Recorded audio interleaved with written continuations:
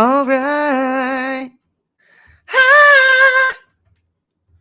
Let's do this. Tayo! So, man, I hope I didn't waste all my energies on. I've been talking to Neil and Chad and Sam about all this stuff, and so Hezi, get in here. I'm gonna try to open this up, and I want you to come because you are the light of my life, and I owe it all to you. I don't know if I owe it all to you, but I owe some of it to you. You're an amazing person. So, man, how to bring this all together? There's a big mosaic stuff going on here. So, there's too many pieces. This is the thing. I truly see shit in like as a mosaic, and I'm like, and because of Chris McDonald, I should have put that in the description. Chris's video that he just dropped, Waves of Obsession on vivisection and Goethe. How do you say that? I don't know. Not German. And rainbows, because rainbows is it, man. Rainbows, saving the appearances. Main illustration is rainbows. Light, like where you actually see things, the spectrum.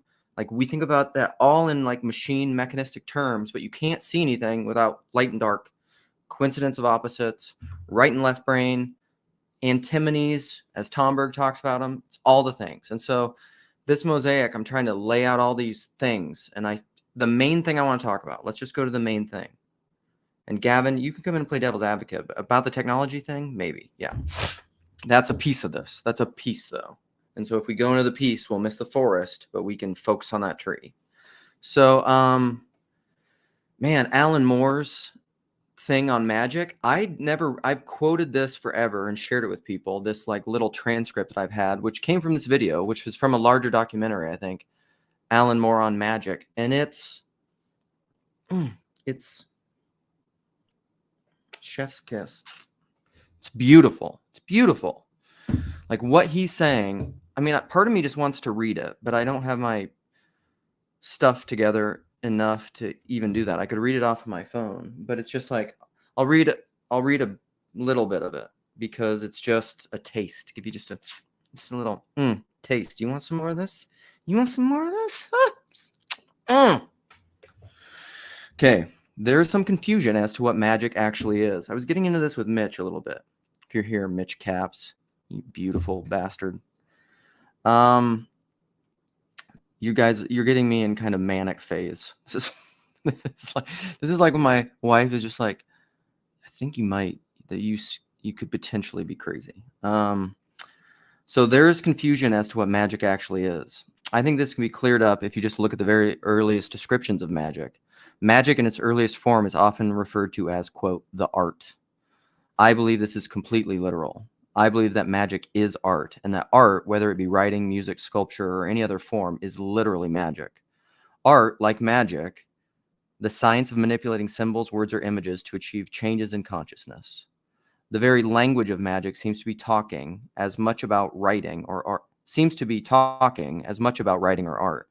as it is about supernatural events.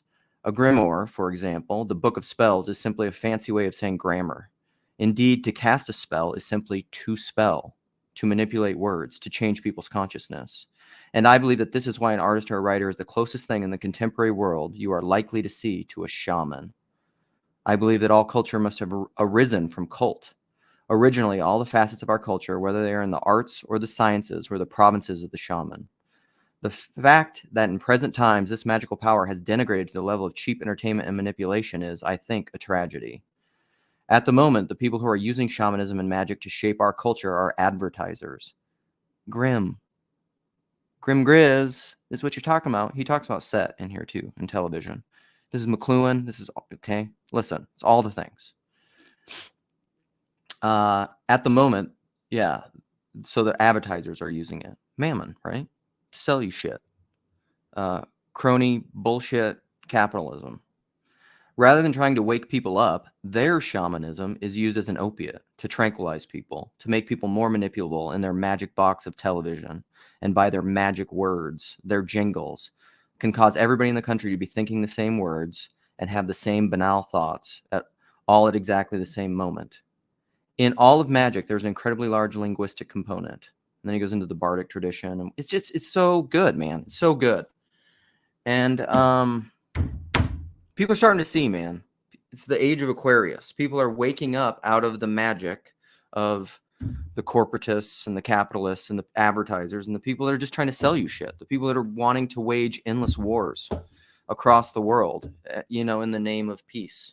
War is peace. Slavery is freedom. Orwell. Hello. And so that's another piece I want to bring in here. So like, I've been watching the Lex Fridman Tucker Carlson interview. It's good.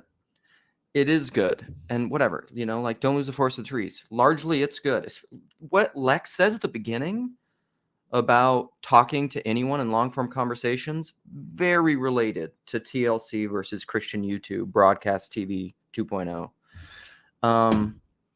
He's like, I'll talk to anyone. And he said, usually one of the things that he said in the intro is that he brings up the criticism of not asking hard enough questions, which is what people said about Tucker when he talked to Putin. And then also they've said it of Lex when he talked to Tucker. And he said, I found that very often when people level the criticism of you're not asking tough questions, it's usually only leveled against the conversations with people that you despise and that you just want to see railroaded and deplatformed and to go away forever. So it's not, you're selective in who you think is asking hard questions and who's not. And he said, I disagree with you that I didn't ask hard questions. So it's a really good conversation. The section on it that seems most popping to me is they ask really great economic questions, economic models. They get into Malcolm and Simone Collins stuff about birth rates, and this is all in the technological piece, which I think in the conversation is labeled nuclear war, because nuclear war becomes a description of it, which is part of the, like, what is progress? What works? I was talking to Neil about this. Neil and I disagree about this. So Neil's in here. He can put out, we had some conversations right before I started this about disagreements. I don't even know that we're disagreeing. We're figuring out exactly how we think about these things together, because Neil is completely good faith. And Neil's he's a beautiful man. This place is full of beautiful men. It's just like, and I mean that in the fullest sense, beautiful women too. Paul, your women live stream, members only, like and subscribe and pay Google. All right. One other piece I want to bring into it, because this is also related to TLC versus Christian YouTube and what's going on. So 2 more pieces I want to bring in. I probably won't share this with my local friends. I might, just this little portion and clip, because I want Gavin Ortland. Gavin Ortland, you're not watching this because you don't even watch Sam. I want you to talk to Sam Tiedemann. I do. And I think you should, because even though Sam, the ever charitable, beautiful man, another beautiful man that I love, I was talking to Sam about Gavin Ortland because he's been trying to reach out to him. They've been interacting a little bit, but Gavin won't come on his channel yet. Sam is a wonderful person, and he's very charitable. And he said Gavin is kind of Christian YouTube, Gavin Ortland, but he's a really good version of it, because he's not doing it in, like, he's not James White, essentially. He's not asking like gotcha questions. He's not like that podcast I was talking about a while ago where like they were going through the history of the Enneagram and showing its like occultist origins, which is like, that's like the epitome of the Christian sphere, talking like bullshit conversations where you're not talking. This is why the Lex Fridman Tucker conversation is so good, because Lex said, I will talk to anyone as long as it's long form, 2, 3, 4+ hours. Because here's the thing, if you're talking to somebody, an interlocutor with whom you disagree, If, again, to quote the Bill Clinton quote, the last acceptable remaining form of bigotry is against those with whom you disagree. I think that was prophetic and true. It's the world we're living in now because of the machine technology groupthink bullshit that Alan Watts from Advertisers was talking about.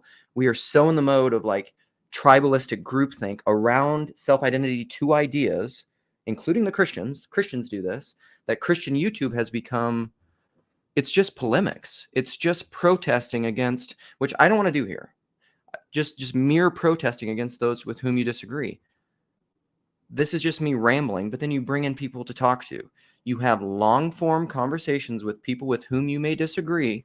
And guess what? It's impossible to straw man somebody who you're talking to live because you can't do it for 2, 3, 4, 5 hours. I was saying this to my wife last night. If you're going to constantly straw man someone for 4 hours in front of you, who's going to endure that? You're either going to like, this is a little bit the danger in real life, like really in real life, you'll either get into like a fight or someone will leave or something will happen. I don't know that it's possible to maintain an unhealthy conversation for 4 hours with somebody you disagree. I don't know. Do you think it's, yes, exactly. This is the goal of long form, Chezi. Exactly. Long form removes the masks. And, it's like The Real World. Do you remember The Real World? I used to watch this, The Real World. It was like one of the first, reality TVs on MTV. It's like when people stop being polite and start getting real. I always love that tagline. It's such a cool thing. Is Jess in here? If Jess is here, I'm going to be so happy. Who said Jess is Christian YouTube? Are you talking about Jess Proviance? No, he's not. He's also a beautiful man. Anselman's a beautiful man. Anselman's Christian YouTube. All right. So Gavin Ortland, talk to Sam Tiedemann, Transfigured. It's a wonderful channel. Like it's interesting. This is the thing that's interesting to me. And this is why small, like Paul gets this, small is good. Small is powerful. God shows what is weak in the world to shame the wise. 1 Corinthians. Read it over and over and over. Small is beautiful. Small is good. Small is true. This is why I'm dubious of scale, because the person can't scale. And if all meaning is personal, which Chris McDonald, Waves of Possession, made a really solid point about that. It's the hard problem of all perception. What I've often said, you can't remove the perceiver, the observer, from science. It's the problem with objectivism, which is why you get nihilism for those with eyes to see and ears to hear. You can't, the person matters, and you can't scale it. Small is beautiful. Gavin, this is why Tucker said, the one clip that I made from the Tucker Carlson interview, there's too many pieces, guys, sorry, was you can't, what was it? It's a clip on my channel. I just made it. I was going to play it in here, but I don't know how to do any of that stuff yet. I'm going to have CW come back and mock my setup again, but then also to help me figure out how to run StreamYard, because I don't know how to do it.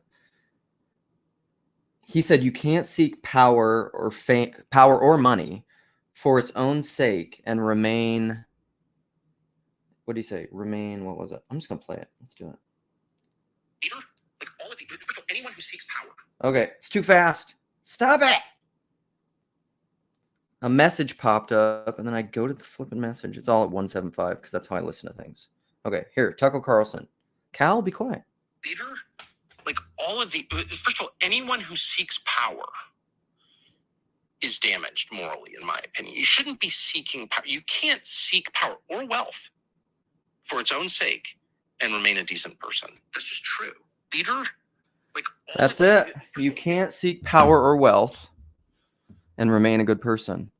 This is the allure and the deception, mammon, Christ and Antichrist. In the name of Christ, you will seek power unconsciously, without self-awareness, at scale, using mammon. This is how YouTube is set up. This is why everybody's quitting YouTube, because they realize truth and untruth, love and hate. It's all connected, light and dark. The Tao, which is, you could translate Christ in Chinese. It's all connected. It's all the same thing. The thing you start out doing, turns into the thing that ends you. Be careful of the words you use. In the beginning, you start using them, and then they start using you. Powers, principalities, whatever. You can pursue Christ in the name of Christ, scale, power, platform, the algorithm, YouTube, try to game the system, and it will end up serving Antichrist. That's how it works. Gavin, talk to Sam. Care about people. This is TLC versus Christian YouTube versus broadcast TV 2.0, which is really about scale and power and money and advertising. It's not arbitrary. TLC isn't about that, which is why I think people come into the corner and they're so confused as to like, what's going on here? Like somebody left me a comment the other day and I responded in like a 3-paragraph MJ type comment trying to explain, because they said like, are you Orthodox? Because somebody comes in and sees these live streams and they're just like, what? You're Orthodox? What do you're not like just, but you're not like promulgating orthodoxy. Yeah, that's not what I'm doing. I'm not here as an evangelist for orthodoxy. On one hand, I don't care if you become Orthodox. A lot of Orthodox people will probably hear that and then you're like, what are you doing? It's the same that people that talk to Paul, all the people that criticize Paul on his channel, and they're like, what are you doing? Why aren't you closing the deal? You know, like, why aren't you getting people saved? You know, leading people through the sinner's prayer? Like, what is this? Yeah, what is this? It's the opposite of broadcast TV. That's what TLC is. So, I don't know that I want to, the technology, progress, science thing, I kind of just want a table. If it comes up when people come in and we can go into that, I don't know. That's too particular of a topic. The thing that I want to talk about is like, what is TLC? Because I don't think people get it. And it's a new spirit. I see it as like it's like in the Enlightenment. It's a quickening almost. I mean, I really do. Like Chad's really bullish on it. I don't want to get like a weird self-congratulatory, think too highly of yourself thing. Keep it humble, whatever this is, because I don't know what it is. And fundamentally, I don't want it, like, it's not going to scale. My shit ain't going to scale because I'm just like, I hate that stuff. I'll throw a wrench into it. I'll burn it to the ground. Pyrotheology. All right. I'm going to open this up because I have not read the Tao of Christ, Emily, but Cal, who just sent me a message, my boy Cal, he probably can't jump into this because he's probably working, who grew up Hare Krishna, is always talking to me about like Christ, the Eternal Tao, and that I should read that. And I want to, but all right, let's look at some of this stuff. Let's look at some of these comments.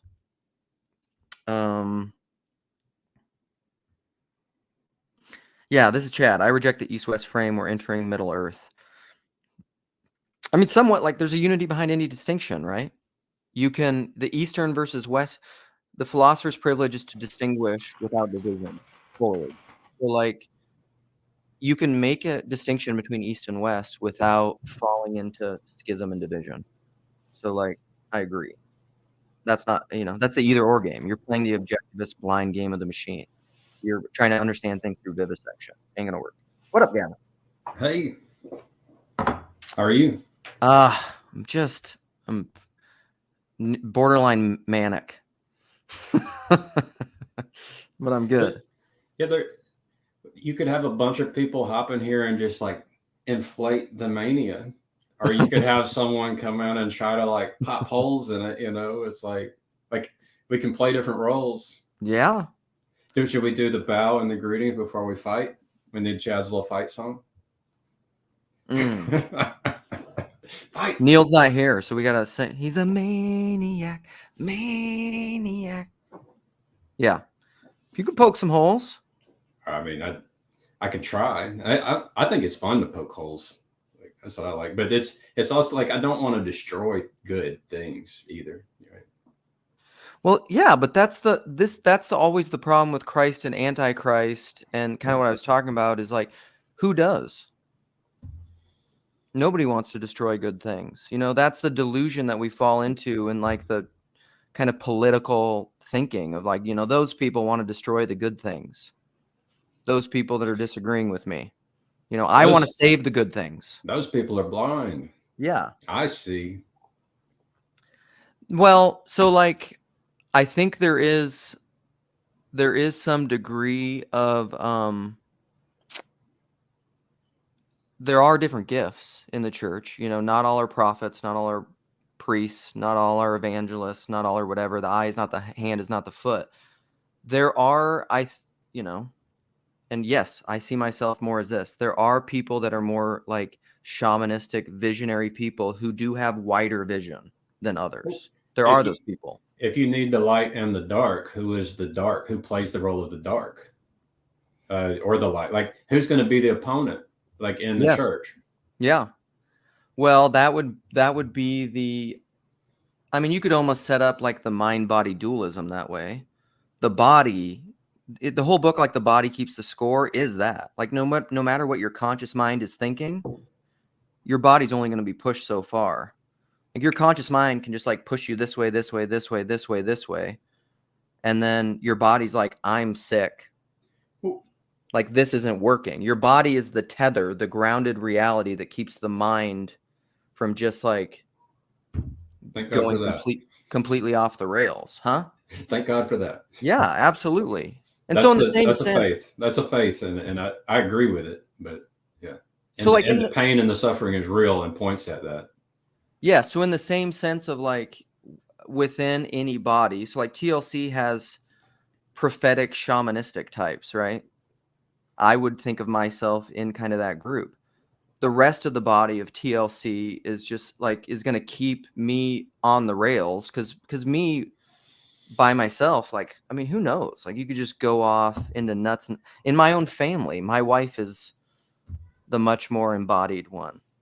You know, like I'm the thinker, you know, which is why she's always like, okay, let's get practical, you know, or she starts playing my friend's wife, you know, will start playing, she starts singing, playing the like outro music as he's talking, you know, like that's the body saying, okay, enough mind, more body. I've heard a story about, I'm not going to name names, but there would be a group, and they would be at an event talking, and there would be someone who's sitting there, just comes in and just starts like kind of over speaking, oversharing, not listening. And slowly everyone, they had a plan because they knew it happened so much, and they would disperse and regroup somewhere else. And all of a sudden this person would just be by themselves. And eventually this person who would always end up by themselves had a friend that confronted them to let them know, is like, hey, this is what's going on. You know, this is why, this is what's happening. Yeah. And it actually, the person took it to heart and ended up like changing their ways. That's beautiful. That reminds me of, so there's this section, because I do want to bring this up. I want people, if people want to, I want people to read this because it's really good. That Addison Hodges Hart interview, because this section is so good. The whole thing is so beautiful. But he has this part in here about suffering fools or something, because both it's a section on he talks about universalism in there really well and contrasts it to like David Bentley Hart, because David Bentley Hart's pretty adamant, like a dogmatic, almost universalist. And so he asked him like, how come you're not quite that way, or, you know, why you haven't gone that way. And he says part of it's just, you know, temperament. And so where's this section? He has this part on suffering fools. I just have it saved in my, what's up, Tayo? You can talk as I look for this quote. You don't have to though. Okay, don't. So there's two quotes. I have them in here. It's great. So one of them is one of my mentors, who is still a good friend, Father Patrick Henry Reardon, once said about me that I not only don't suffer fools gladly, I don't even suffer them reluctantly. I'd prefer to say foolishness rather than fools, but it's a trait, maybe a besetting sin I can't deny, even if sometimes I try to live it down. And there's one other quote in there that was so good. It's like, it's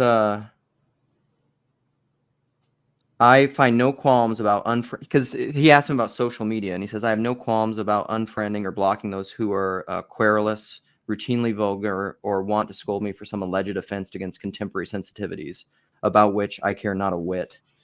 And he's just like, and then there's this quote, which is like, depart from anyone who is just constantly combative. Just like, you know, leave those people. They're no help to anyone. But I don't know. I try to not do that because we have some of those in this little corner. I mean, at least for my sensibilities, who just always want to fight about shit.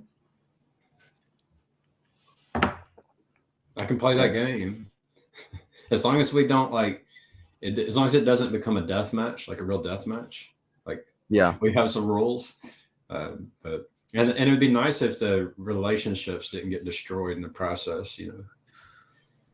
Yeah. Well, that's a little. I mean, that's got to be the wisdom. You know, that's got to be the care. Even when they're talking about AI, that's Vervaeke's distinction, I guess, between intelligence and rationality. Rationality is intelligence plus care. You know, it's intelligence nested in love.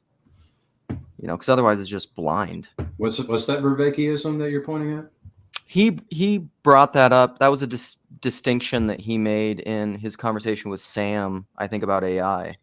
Because it was one of Sam's questions of intelligence versus rationality. His rationality includes care, which I don't. Okay. I mean, I have no idea. And his answer of how to get that in AI, I guess, is a body. I would be explicit with the care part. I would not just leave out the word care when you say rationality. Care seems even more important than rationality. Yeah, but he's saying that's baked into rationality, because rationality minus care is just intelligence. But care for what? Well, care for paper clips, you know. You've heard about the paperclip problem, right? Like, yeah. Okay, yeah. So care for what? Care for people. What's the paperclip problem? Well, it was a thought experiment. I wish I could name the person who wrote, Neil Bostrom, perhaps. And you could imagine creating using artificial intelligence to try and optimize the creation of paperclips. And it could convert all of matter in existence into paperclips if left to run wild, including humans, including the earth, including everything that we think is good. That makes sense. My instinct was to come on and play that game that you were just describing with Luke, but then I thought better of it. I'm not good at that game, really. I get too into the game and I'm not a good sportsman, so let's play a different game. What do you mean by Christian YouTube? Yeah, no, that's a good question. It's what I see it broadly. Well, first I'd say there's always exceptions and rules. So like if you describe anything, there's always the thing that's not that in it. And so, but you know, the exception proves the rule kind of. And so Christian YouTube broadly is what I see as what Paul was describing in one of his videos as broadcast TV 2.0, but just the Christian version, the labeled Christian version. So it's like where we have, I would say it's still using all the same, fundamentally, it's still like mechanistic, it's scale, it's trying to use the machine and scale and platform and status and titles and experts as authorities to promulgate their particular brand of Christian. Okay, so which part of it is Christian YouTube? Is it the scaling or is it the propagating of their own? Both of those I think are the same. They're just two facets of what I would call Christian YouTube. Two characteristics. Okay, so my instinct was to, like I said, come here and tell you why you were so wrong about what you were saying. But it's not because I disagree with you. It's because I think we can get a better understanding of what it is about Christian YouTube that we react against. Because just throwing up that term Christian YouTube as a derogative, that's why I was putting all those comments about Jess's Christian YouTube. Because I too am trying to work this out in my brain. Like, what do I mean when I say Christian YouTube? And I think if we just say Christian YouTube is the things that we don't like about evangelicalism, that seems too broad, because I'm sure there are Christian YouTube that you would like part that you would agree with some things, because the Christian part seems at least important. Now, the way they go about the Christianity might differ from yours, but there are still some things that I would agree with. Example, Ansuman. Ansuman's channel, I think, is one of the best things in this little corner, because he's just reading poetry, reading some prayers, and just talking about his faith. There's got a video where he's just talking about how much he loves Jesus, and Lame. we talk about wanting to rewild Christianity. What's wilder than a Scottish man, probably in his midlife, talking about how he loves a Jewish man that lived from 2,000 years ago? That's wild, and Yeah. he's doing it selfishly, and that's Christian YouTube to me as well. So there are Yeah. some things in Christian YouTube that we want to redeem, and there are some things that we all react against, which is why we ended up in this space. So I wanted to get a better resolution on what that is. Beautiful. No, that's good. So Chezi is here, and I want to invite him in because, again, then this is the exceptions and the rules.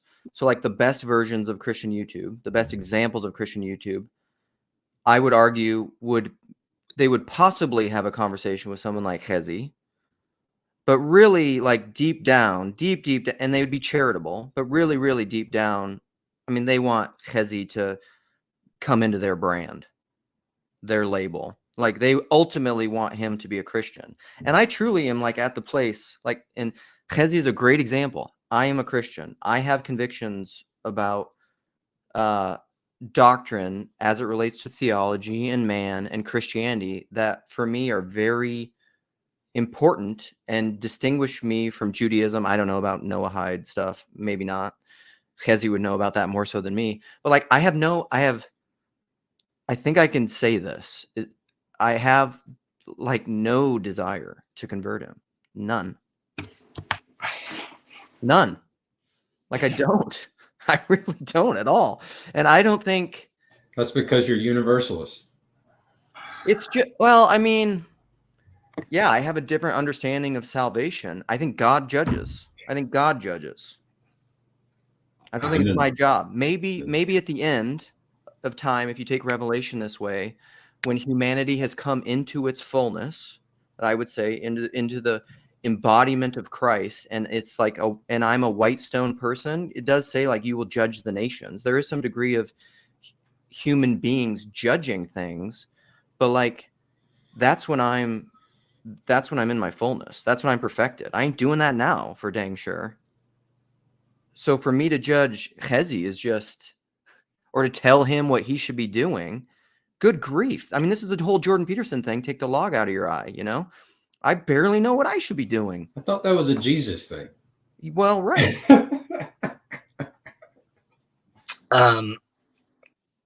Hello. Was it really a Jewish thing? Right. Yeah. First of all, yes. But okay, there we go. Let's get this straight. We don't have to go into that.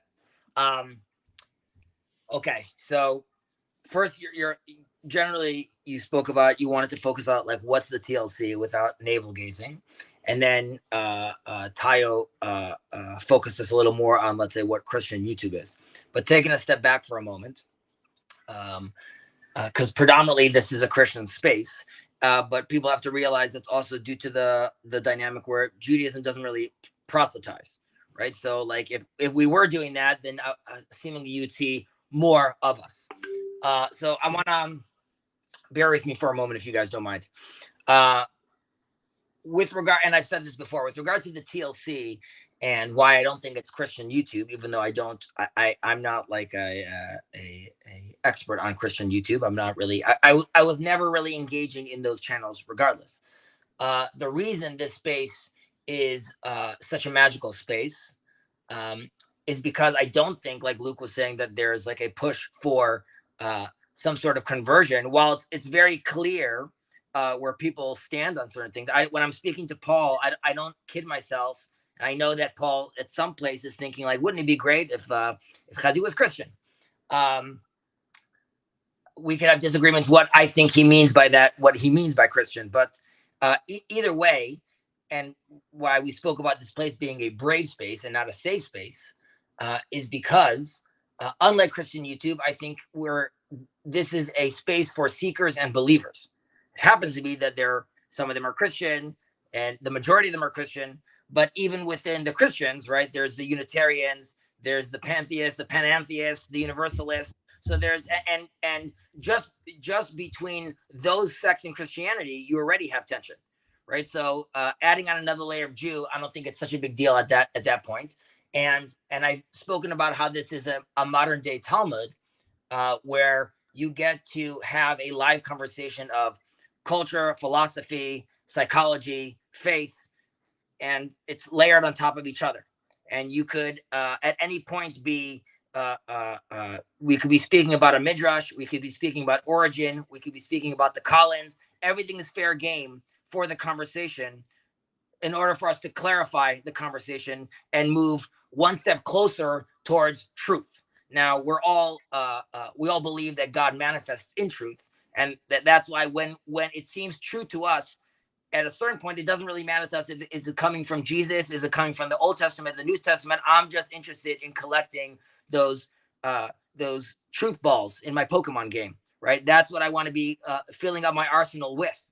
Now, in this space, I think people feel that what we're looking for is good faith. Less about, do you have the knowledge? Do you have the credentials? More about, are you here to speak honestly and explore, engage, and express yourself properly? Integrity over credentialing.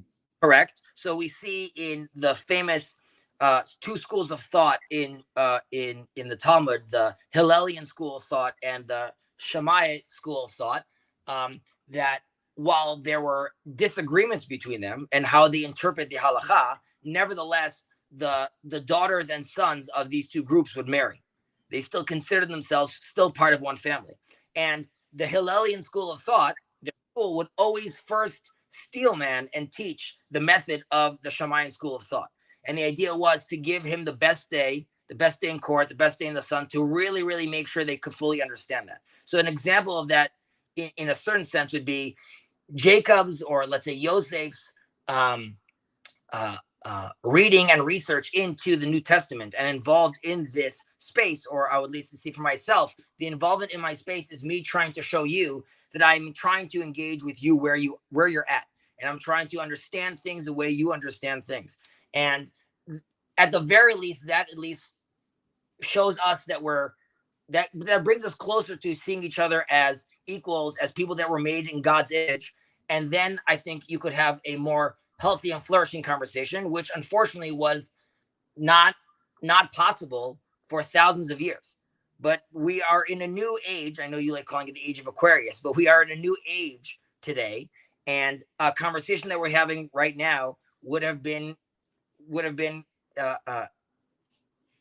seen as impossible forever ago. So now I'll just go one more step further, and I'll stop this ramble. That's sort of like this little corner. The question is, where does this go from here? And let's say my attitude towards Christian YouTube, Paul was talking to one of his randos today, a different pastor, and this pastor was talking about how he feels like, as a society, we don't really have a handle on YouTube or the internet and where this thing is going. And he was talking about some book he was reading where there was a conversation how we all make our way up the cross eventually. And in some sense, maybe even Christianity, the way we know it, needs to change or die for something new to emerge. Now, this to me starts sounding more interesting, where it doesn't matter whether you're Muslim or Jewish or Christian. We're all feeling the pressures of the changing times, the culture, which are forcing us to change, evolve, and grow. And there's a sense where the old guard no longer has a strong hold on us, not because we're trying to disrespect our traditions. Rather, we realize that if respectively, all our iOS systems require recalibration. What would be interesting if during that recalibration, we end up coming to a pair of goggles or glasses, which is a lot more similar. And then maybe it's not called Christianity anymore, and maybe it's not called Islam anymore, but in order to see what that looks like, or at the very least, in order for me, who sees himself as Israel, and you, who some of you see yourself as Israel as well, the only way we're going to get to the bottom of that is if we discuss, talk, and really see where that takes us, how far the rabbit hole goes. And at that, I'll end my ramble.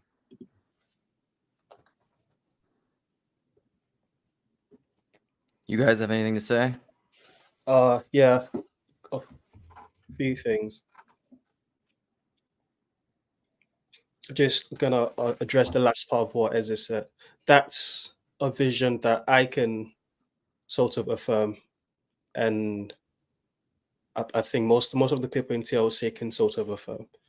But that is not a vision that I would expect everyone that I go to church with to affirm, because I think there's Paul always talk about people with simple faith, and those people, Christian YouTube serves them. And those people, I can't imagine them, saying, there's going to be a new Christianity is going to die, and then it's going to be reborn, and when it comes back, there are going to be glasses that the way Ezra puts it, like, that makes sense to TLC members, definitely. Like, that's, I think, what we all sort of are open for. But I think we also, as the Christians in the corner at least, have to be generous to their fellow Christians that are not thinking that deeply about things. They're just like, oh, Christ saved me, he's my Lord, I love him, and that's all I need to know. That's the be all and end all. Well, And that's not so simple Christian. It's like, if it is just that, then that's one thing, but like, then you need humility too. Like you have to have humility to be willing to transform. So like, I don't know what this simple Christian is. Like, there's a kind of person who has it figured out. Like, they have figured it out. There's no humility in what they know. Right? But it's work figuring these things out. It's work, and it's not work that everyone's cognitively able to do. Just quite frankly, it's hard for the rich man. It's hard for the rich man. In the estuary that we did with Chad, Sourdough Neil said something. It was there was a question asked, and it was just like, simplify. Just simplify. There's that, and some people just need the simplified version of the faith, and that serves them well. Okay, but here's the thing. This is what I would argue. And it's actually spiritually similar to the blind serving the God of progress through machine technology. It's a similar thing within promulgation of the faith. Some people just need a simple faith, but that simple faith, again, the medium is the message, promulgated through scale, where your primary way of knowing things is textual. Within Christian YouTube, is you're going to be playing checkers, and principalities are going to be playing 8D chess. So like, you're going to think that you're promulgating a simple faith when really you're promulgating something that's very different, which I would argue is what institutional Christianity is, that everyone is, that leads to all these people deconstructing, leaving the faith, doing all that. Well, it's not everybody deconstructing. Huh? It's not everybody deconstructing. It's a certain, it's not everybody deconstructing. No, but that's the people with the true faith. So like, I have zero problem with someone who has a simple faith that just says like, I want to follow the moral teachings of Jesus, like the golden rule. I want to love my neighbor, love my enemies, do all that kind of stuff.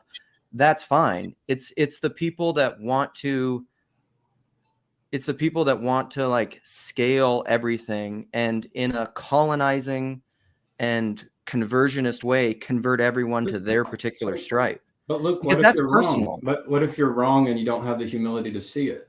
That's my concern. Well, I'm talking about like, so That's one of Tayo's talking about like, maybe somehow there's people here who can do it and put in the effort. And it's like, I'm thinking that like all of us are a bit lazy. Like I don't know. I think there's things we all be doing that we're not putting in the effort. Like that's the way I see it. Like we're all making mistakes. We're all making mistakes. Okay. You said something at the start, Luke, that I wanted to like affirm, which is there are fringes and there are centers, and it's difficult to speak about these things because we can often ignore the fringes. And I think what I'm trying to say is that this TLC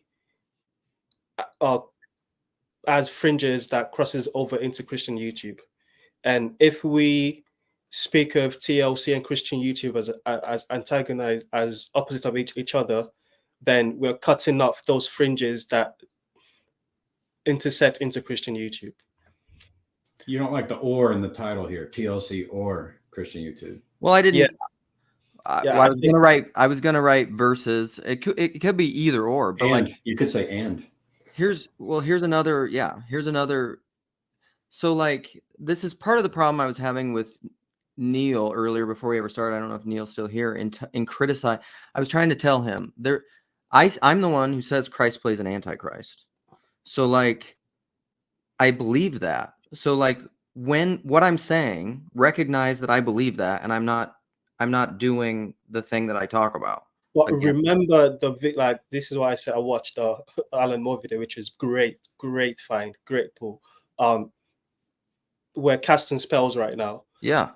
And the spell that you're casting is this is black, this is white, and this is black because X, and this is white because X. That's the either or that I'm sort of pushing back. That's not the spell I'm trying to cast. You know. So like this is what I told Neil. I think it's possible to criticize something. This is the either or.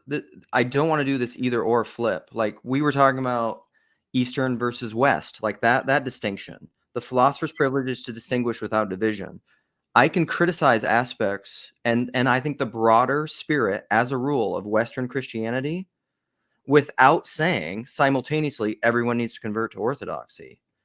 And there are true spirits within there are true manifestations of what I would say is the spirit of Christ within Western Christendom. Lots. But I don't have to, but I can still criticize the broader spirit. Yes, agree. Sorry, Ezzy, I just want to reply to something you said. To reply to you, which is, I think a better for me was what Ezzy did when he answered, when he gave his what he called his spiel, which was he talked about the ways in which bridges can be built, and the bridges that he feels like is here that makes him comfortable to be able to cross over and discuss and have conversations with people that he knows he's not going to bring across to the other side of the bridge with them, and he's not expecting them to convert him either. So I think that aspect of it. Now there's an aspect of Christian YouTube, which is you ask the question, how can we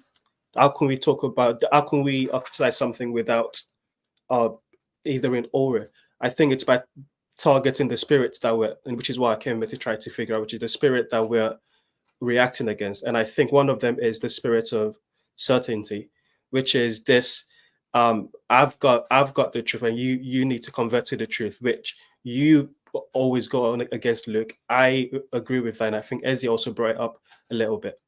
Yeah, that's what I want to say. Ezzy, go for it. So some of you are aware of my involvement in the no-hide community, which is something that's very ancient, but only recently has started to actually become more relevant. The reason I bring that up is because while there's definitely a sense of kumbaya, which is good, I think it's fair to say that Christians, at least currently right now, you have your telos, and there's obviously differences between Judaism and Christianity.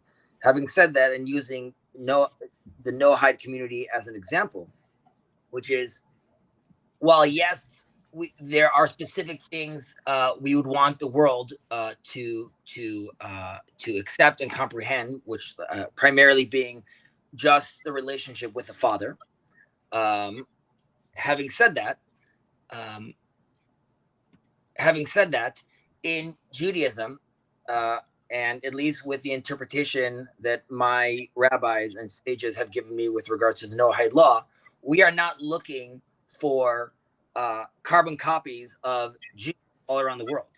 Rather, I am very interested in seeing what a Christian Noahide looks like, a Muslim Noahide looks like, Hindu Noahide looks like. While it is true that some of their theology, again, as far as I'm concerned, and in my eyes, some of their theology requires some tweaking, I don't want to now wholesale get rid of concepts of Mary or get rid of Brahma or get rid of those things, because there is a tremendous cultural gift that we have over there, and that allows us also to appreciate and see God in a different way.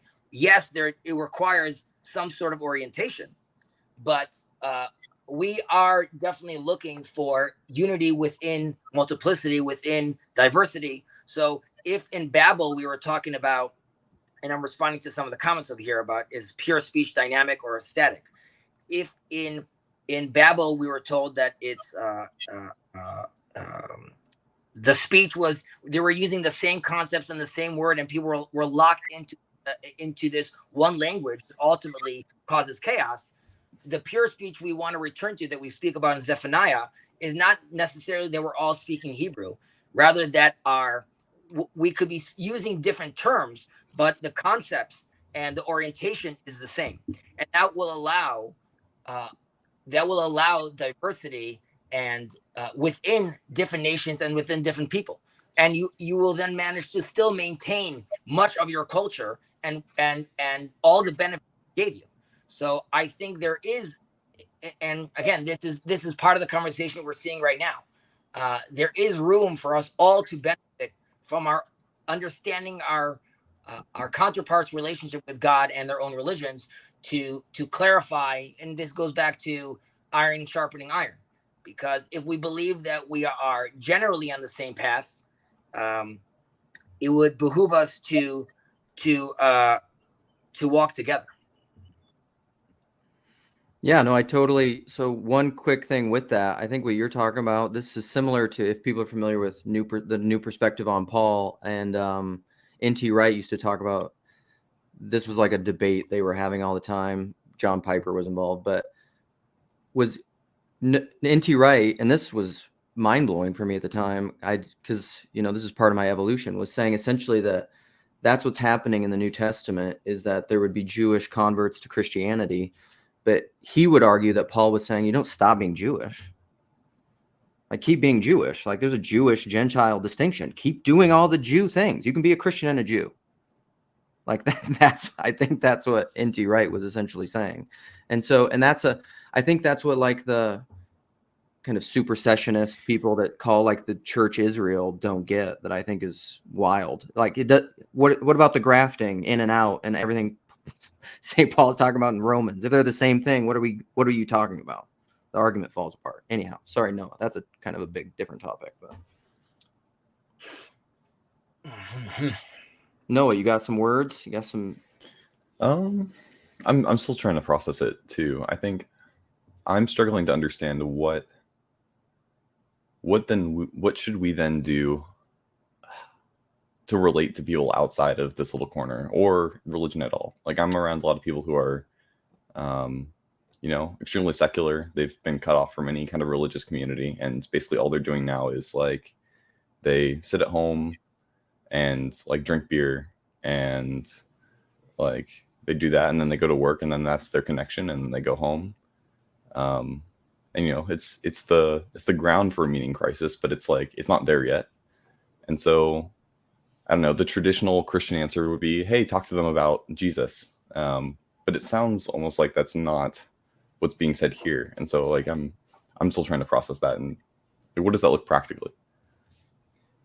I talked to my wife about this morning, and it's like what I want is I want to be able to behave in such a way that people would, the peace, the joy, the love that I can know through God, and I say through Jesus and God. I don't have to talk about that in order to express it and bring it wherever I'm at. And I'm not good at it, and I'm going to practice it. And that's why humility is important too. And so as I do that, the people around me will notice, and it is contagious, right? And, you know, there's a part of me that has been thinking about, you know, should I wear some kind of a cross just to do a soft point, you know? But I think the way we behave and the spirit we bring, the Holy Spirit that we bring into everything we do is going to be more powerful than, you know, handing out Bibles.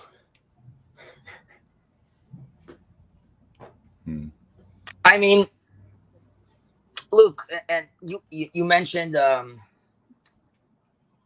N.T. Wright, and also Father Stephen DeYoung talks about this a lot, and even the conversation Father Stephen DeYoung has with Jacob, like these are, and again, this also gives me hope with my Muslim brothers as well, because you have to, and when I say you, I mean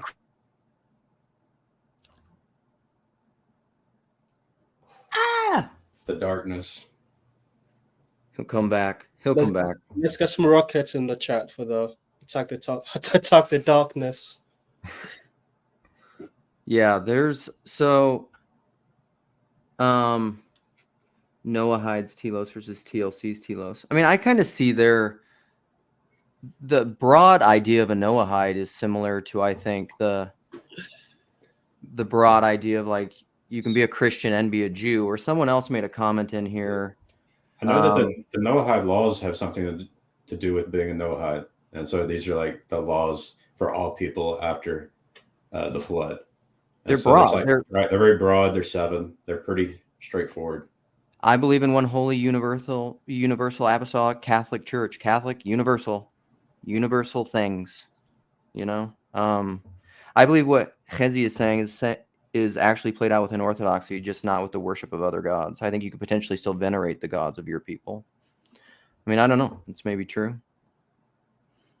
I'm not quite concerned with I'm not quite understanding your question. Well, wait, Hezi's back, so I wanna hear the second half of that. Yeah. Sorry, my son was asking me what Batman comic he's allowed to read. I lost my train of thought. Excuse me. I'm sorry. I forgot where I was. Go ahead now. Oh, I still have to think about this a little bit more. I don't know. I'm trying to process in-group, out-group stuff, and I don't know. I've struggled a lot with like this interdenominational fight that goes on.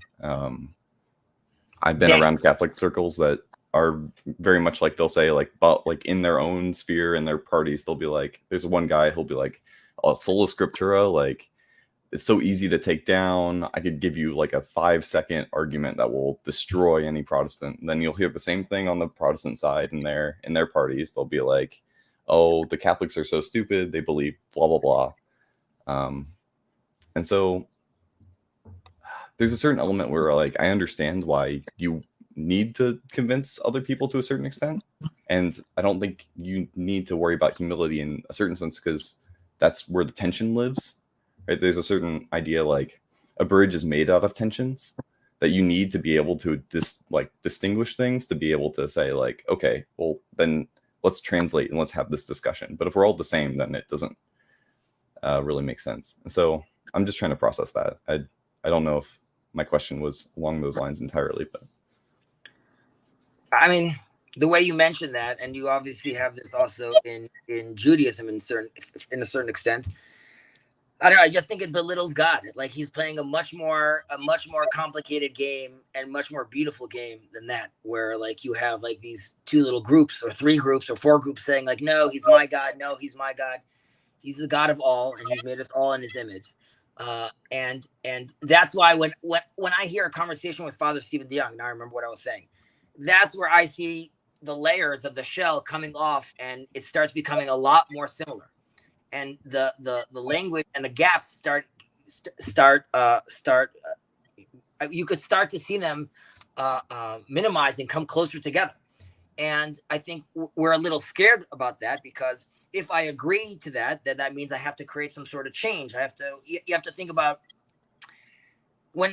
there are some circles I hang out in, when they hear about my conversation over here, to them this is like insane, right? Like there's a lot of weight, which is the Crusades and the death and the anti-Semitism, but we have to be able to, you know, shake that off and move forward, and we have to understand how there was a time, there was a context that the light, and we spoke about this in earlier streams, as far as like, do we get to see more of God revealed as history progresses? And I would say that would definitely be true. And as slowly but surely, as more and more light starts to make its way through, it is true that light also shines on the wounds and the ugliness in the world as well. And that we there's a sense where you could see, it almost seems like evil is growing on the other hand. And I would say this is, in a certain sense, what the TLC is. You know, this is kosher internet, so to speak, right? This is not for the clicks, and this is not for the advertisement. And it's, even if you want to say friendship, right? I'm the chances of me seeing most of you before we're all in the temple dance is close to none, right? So nevertheless, you know, I'm spending time right now not doing my work, and I'm doing this because I believe in the value of this. And because I believe that this is very much how you take a technology, or, you know, if Elon Musk is taking Neuralink, which gets very scary, how do you take something like that, and how do you take that kind of technology and sanctify it and allow it to become holy? So a space like this, Paul agreeing to, even though he made a mistake with his calendar and now filled it up with all these random conversations, deciding to follow through and have those conversations with all those people. That's not what a YouTuber does, but that is what a man of God does. And the way we're participating over here, and not even needing like, oh, okay, in 5 more weeks, I'm going to get to the goal, and now TLC turns into something else. It's just enter in good faith, discuss in good faith. That is ultimately what God is asking us to do, right? In all my ways, in all your ways, you should know him. So whether that's being a father or being a YouTuber or discussing with people. And the reason it's brave is because you have to be open, not to necessarily be convinced, but be open to realize that it's much more complicated and much larger than you could comprehend. And if you allow yourself to really think that it is larger than I could comprehend, then maybe maybe the Jews got it wrong with element number 1, and maybe the Christians got it wrong with item number 2. And if we could continue that conversation, then I believe it will be to our general benefit and to the benefit of anyone watching. And ultimately, like Gavin was saying, you know, when people see us acting in a specific way, or if people could see you, Noah, you know, you're saying like, I'm in these circles and these fights, if people could see, but Noah is never getting pulled to either or direction. He's always standing true to himself. He's always engaging in good faith. People want to see that. People want to be enchanted by that. I mean, you're going to do the cross. I'm going to say the Star of David, right? The triangle going up, the triangle going down, and creating that space in between. Either way, that is what we are called to do, I believe. And I suppose, Noah, I mean, I don't know what you think about that. This is why I really love seekers. Like there was this family that came and started inquiring at our church, and I love that. Not because, I mean, I would say that I love it because they're seeking, not necessarily because they're at my church. I think they're honest seekers, and that's one of the myths of, I think, unity versus uniformity and identical replicants. I think this is what confessionalism does, is it wants to make identical replicants. And this is why T-Grog in the comments doesn't understand belief, or what Jordan Peterson means by what it means to believe something. It's not to sign on the dotted line of a syllogism and a set of propositions, and then unity is really the uniformity of making everyone else sign on that dotted line. Like when I drive around Minneapolis and you have like the we believe credo of like science is real, love is love, like that's your new credo. Or this is your new science credo, or this is your whatever. But you can't actually have unity with that. You just have colonization and conversionism and the exclusivist religion of the right side of history. This, I think, is unity. Hezi and I have unity.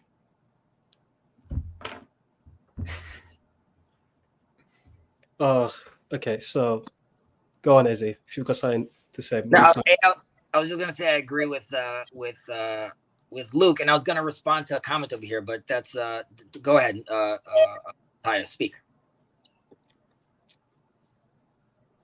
I was gonna say that I don't think we've answered Noah's question, or I misunderstood what Noah was asking, because the example of the people on the ground who are secular and are so disinterested doesn't sound like the sort of people that are going to end up at your church seeking Luke, nor the sort of people that are wondering about the ways in which Christians and Jews can theologically get along. And I think the answer to that brings back the scaling problem again, which is now it's not so much for Ezzy, but for Christians. So when I talked about the simple Christians earlier, I meant the sort of Christians that might not be the best for Ezzy to be around because they take the words of Jesus to go preach to everyone and convert everyone, and they take it as convert everyone, and they're going to try to convert Ezzy. So they might not make for the best conversation partner for him. Those people, I think, would be better. Your friends and all would be better served encountering one of those people than encountering one of us in this state of what I think they're in their life, of someone not interested, someone not so much looking and just going with the motion. It's the people that are going out and on the street evangelizing. And in the UK, we've got people called street preachers, who their job is basically to go around on Friday and Saturday nights, the nightclub, and make sure that girls get to the taxis safely, people are not like break up fight, just keep peace. And in doing that, some people get involved in drunk conversation about God and get curious about it. So those people are more likely to encounter your friends than find anything helpful from people talking head like us on the screen. But those people, I would argue, that's the truth nested in love. And I would say that like what they're doing is loving those people, getting the drunk girls to the car. They're caring for the people. And then if through that they come to a church and see this is why I'll plug that Addison Hodges interview again, this mystical skepticism, this mystical Christianity. He articulates in there very well, like mysticism, I think properly understood. And that's gonna work for some people. But then I think too, like the street preachers or like the street evangelism or the guy with the end is near thing on his chest, is that doing more harm than good? I think the people that are helping the drunk girls to the car are doing clearly good. Mm-hmm. Yeah. I would say, and I don't see T-Grog's comments over here because I'm on Luke's stream. I guess he's streaming on Grail Country, but if he hears me, T-Grog, I hope you're doing well, and I hope you take no offense to this. But what I would say, and obviously in a certain way it's different, T-Grog is the drunk girl or drunk guy in a certain sense in this club. And the club is, and the beats he was listening to are reality, old school Christianity. And I believe that tune or that beat, while it was fun, did not supply the goods through all of life's tribulations. And now, like T-Grog tells us all the time, I have a great life, I have a great house, I'm retired, I'm chilling, I'm doing. Nevertheless, right? Here he's watching this, right? And he's definitely not interested. T-Grog is not going on Christian YouTube to be talking to people. And we know T-Grog is as far as good faith enough where he's just not trying to be annoying, right? And I would say that T-Grog is seeing something very interesting to him. I'm seeing different types of Christians that I've never heard before talking about concepts and that I thought I knew, but they're explaining it very differently. However, they still feel a Christian. And I also see a Unitarian, and I also see a Jew. And this to me is a lot more interesting. And like, this is not what was taught to me in Sunday school. And this was not the environment I was playing with. This is not the club I was in. So I think that is what's engaging for people. And that's what's interesting to people, which is just like those people at the end of the day are taking those girls home, we're here to allow you to have it might be a bumpy ride, but you're in a car that is safe because this vehicle is moving. We're trying to move us somewhere new. We're trying to expose new songs, new tunes, new music, as like David tells, we spoke about this Tayo a little, but as David tells the Levites to sing a new song, right? Express something new.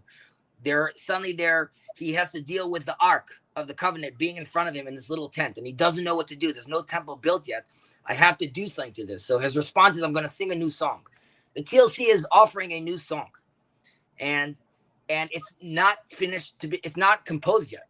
And we are still looking for other band members. We're looking for other people to give their input, and everyone is open to literally take out potentially a sheet of notes and replace it if it allows us to create a better tune, a better song. So I do think that quote unquote being a good Christian or being good in this space is trying to embody that kind of spirit. And that doesn't mean that I have to denounce Judaism or that you have to denounce Christianity. It just means that the conversation needs to be open to learning more, understanding more, and recognizing when it's appropriate to harmonize together. So Noah, and if you have some talks, so like if you have something to say, T-Grog, I'm just telling you right now, I'm not going to go down the rabbit hole of like debating this debate that you want to have every time. There are differences between Christianity and Judaism, but there's a unity behind a distinction. Hezi and I can make those distinctions. We can grow in our understanding of maybe what those distinctions are. We can learn to change and evolve and see things differently. This is what's happened with my conversations with Sam about the Trinity ever since I've known him in this corner. Sam and I still don't agree about the details of that. We don't see it perfectly the same. I don't know what I've increased in agnosticism about some of that stuff. There's a difference between a husband and a wife, but there's still a marriage. Yes. Right. Yes. I just want to say Ez is completely right with his metaphor of T-Grog being the drunk girl. And I'm going to push it one further. She's the drunk girl in the car saying the same thing again and again.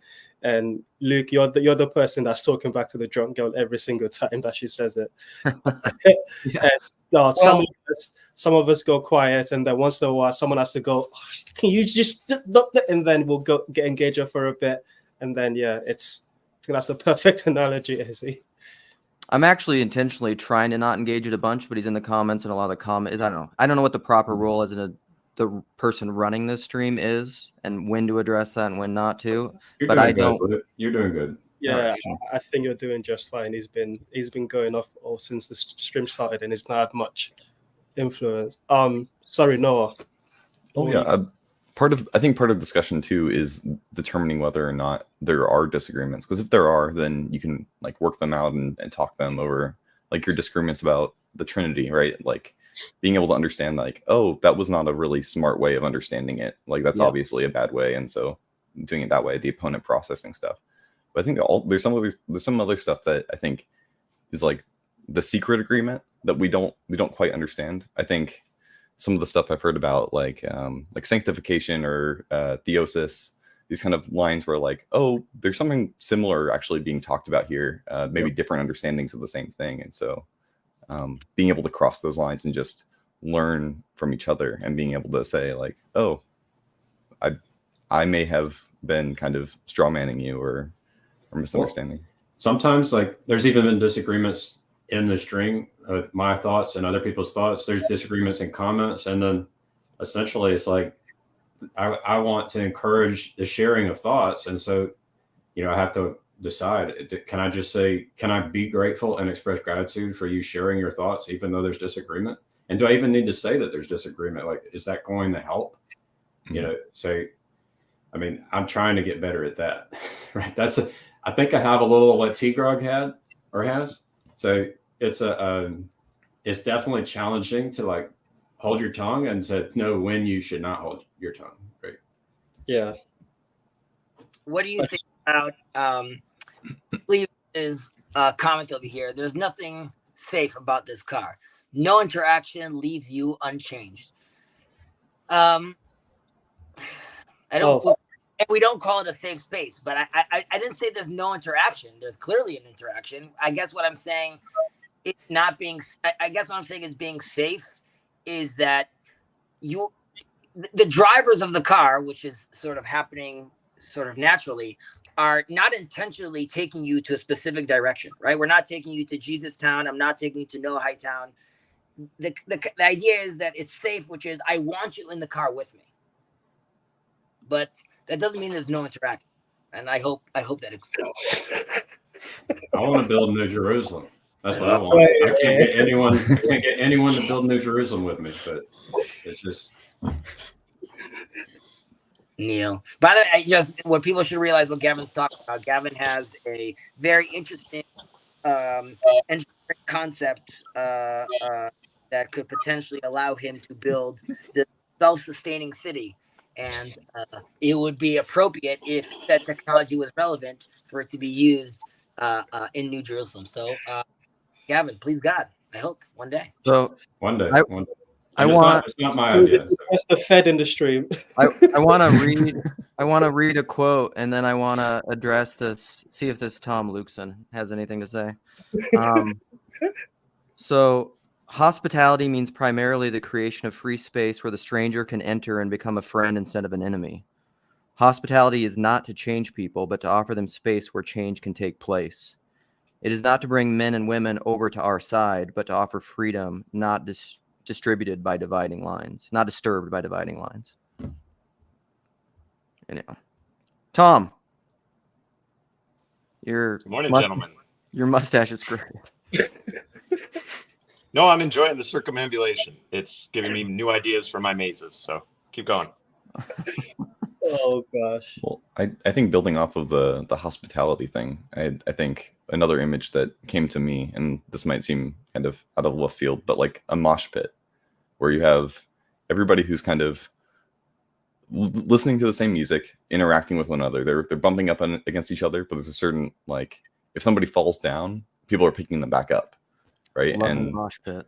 Yeah, I was at a concert just recently, and there's a guy who just like banged his head really hard and like got knocked out, and so they had to like carry him out. But there's a certain element of like all the people around him, they were all having fun, and then as soon as that happens, like everybody just stopped in that area and were like waving for help. And so I think there is a certain level of like, I don't know, engaging, but then not, it's play. I think that's really what it is. Yeah, it's play.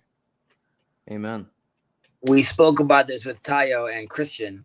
Her name is Chloe. I'm forgetting her last name, but she talks about enchantment theory, and she uses it in the political sphere. And she says that if you took a bunch of Republicans, a bunch of Democrats, and you don't say who's who, you put them in a club and you just allow them to dance for like an hour or so. And then you open up the discussion for the political discussion. It would be very difficult for them to be hostile to each other because they've already had a much deeper connection, moving together to the same beat, recognizing how they're both enjoying this as well. And in a certain sense, the TLC, as long as it's being done well, is allowing you to participate in a dance, right? Where you don't have to have your titles up, right? You just have to be participating in the music and jiving together and enjoying your dance together and the music together. And then once I hit a point where I'm like, oh, this is a point of disagreement, but one second, I know Luke and I already jammed. I know we already danced. So like, I know there's a much deeper connection over there. So even if there's a disagreement on the surface level, at the very least, it requires of me to steel man or come in good faith because I know that there's a deeper relationship over there. And sorry, go ahead. Most of our political problems, I think you're spot on, Hezi. I think most of our political problems are due to the elevation of the propositional to the highest. Because we stopped dancing, we stopped loving. We stopped loving first, and then we start wanting to be right rather than wanting to love. Couple more quotes for y'all, okay? I love just quotes. I read through quotes and I find old good ones. It is the mark of an educated mind to be able to entertain a thought without accepting it. Aristotle. Orthodoxy as right belief will cost us little. Indeed, it will allow us to sit back with our Pharisaic, sorry, Hezi, doctrines, guarding the truth with the purity of our interpretations.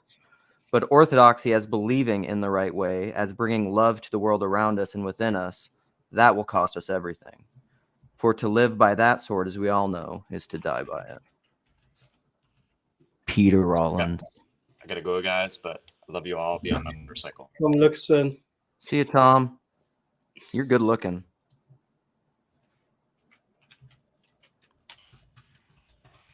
Yeah, just quickly to address our Fleavers and go against pretty much to everything I've been saying so far. I am so glad T-Grog has found this little corner and didn't find like a Mike Winger stream where there'll be people that will bite back every single time that he barks and will be frustrated by him. He'll probably get a kick out of it and probably get bored of it, which is probably why he ended up in this stream. But I think one of the things that I'm learning from this is the dancing that as it pointed to. One of the things I've learned in this little corner is that stories is that dance. It's sharing story and learning about someone's story helps to break that barrier, has the same effect that the dancing does on the political sphere. So that's something I've picked up from my time in this little corner. Dude, it's totally. And that's why, like, I said this actually to Nathan Ormond. It's deeper than ideas. And that's what I mean. The relationship is primary.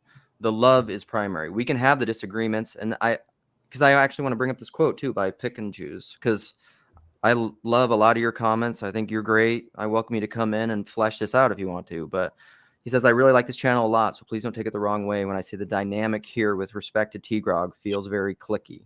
So here's the thing. I want to be able to model, and I don't always do it well or perfectly, this very thing. I think with T-Grog, I have the unity, hopefully, of love and relationship, which is bigger and behind and underneath the disagreements that I have with him. That doesn't mean that I can't say I disagree with you, and I think this is what's going on with you, and I think this is what you're doing, and I think you're being the drunk girl in the car in love. I think that's what you're doing. We ought to be able to say those things without dividing over them and losing. It's the religio. The religio is primary. The thing that holds you together, the love. I want to. So for Pick and Choose, the question would be, how would you do it different?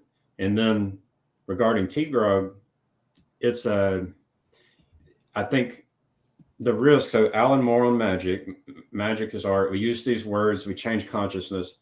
There is such thing as irrationality. And, I don't think anyone here is, if we say things which would cause harm to people, it would be good for us to discuss that. Because I think we're here in love, like we care for each other. So that's really what it comes down to. Anytime T-Grog wants to, try to shine a light on how the thing we said is going to cause harm, that'd be good. And I want to point out that Tayo attempted to do that to Luke early on, and pointing at, is it TLC or Christian YouTube, right? So these words are powerful. We're trying to use the right words. And I love y'all. I'm glad you're here. Y'all are awesome. And I'm going to head out. Love you guys. I'm good. Thanks for playing. Yeah, so to validate, I think, Pickens, what you're saying is I sense those dynamics too. Like, I think, again, it's always a both end. I think we can fall into that mode where it's the same thing happened with Rick Walker. When he jumped on Paul's live stream, there was the same thing. It was the outsider impulse. It's like this guy, let's send out all the antibodies. Let's get this outsider thing, which is tribalistic groupthink. I mean, it's a very, I would like this body of TLC to be better than that, honestly. Maybe T-Grog is here. We're training. Yeah, exactly. That's why he's a blessing. Like that's getting outside of that's the Chinese farmer parable. That's getting outside of the binary of the good is what I like, which, shout out to the Climbing Mount Sophia thing with Freedom from Reality, that series. because that's the post-Lockean understanding of the good, what I want. The problem is you don't know. This is the whole Jordan Peterson says all the time. You don't know what you really want, what's good for you. You know, until you're the fully integrated person who doesn't lie, especially to themselves, you don't know what you really want and what's good for you. You're deluded with all kinds of bullshit. You know, and so is T-Grog being here good or bad? Good, but that's because I view everything as good. Because big picture, I'm a pretty hardcore optimist. Yeah, the posture of gratitude is a better one to take than one of. I think since we're playing the elephant game about why T-Grog being here is good, I think T-Grog is. So first of all, to like sort of stillman the TLC group reaction against them, there's a certain game that we react against that T-Grog is knowingly or unknowingly trying to play with us, that we don't want to play with him. Now, what that game is, when Luke's got his own idea about what it is, I've got my own idea about what it is. That's why we always do this, talk around it. But there is something there that T-Grog is trying to propagate. There's a spirit of conversation that T-Grog brings that we react against. Put it that way. But we don't want to react against that spirit and let the person get caught in the crossfire when we're trying to aim at the principality. And I think that's what, I don't know who commented that, is pointing at, is that we're missing the principality and we're shooting at the person. Totally. Absolutely. We wage war, not against flesh and blood, not against people, principalities. You know, absolutely. Noah? I think thinking about this as a game again, or playing with each other, I think there's a certain level of the frustration I get with the way that T-Grog, at least in the comments, I don't know about on stream as much, but the role he's played has been,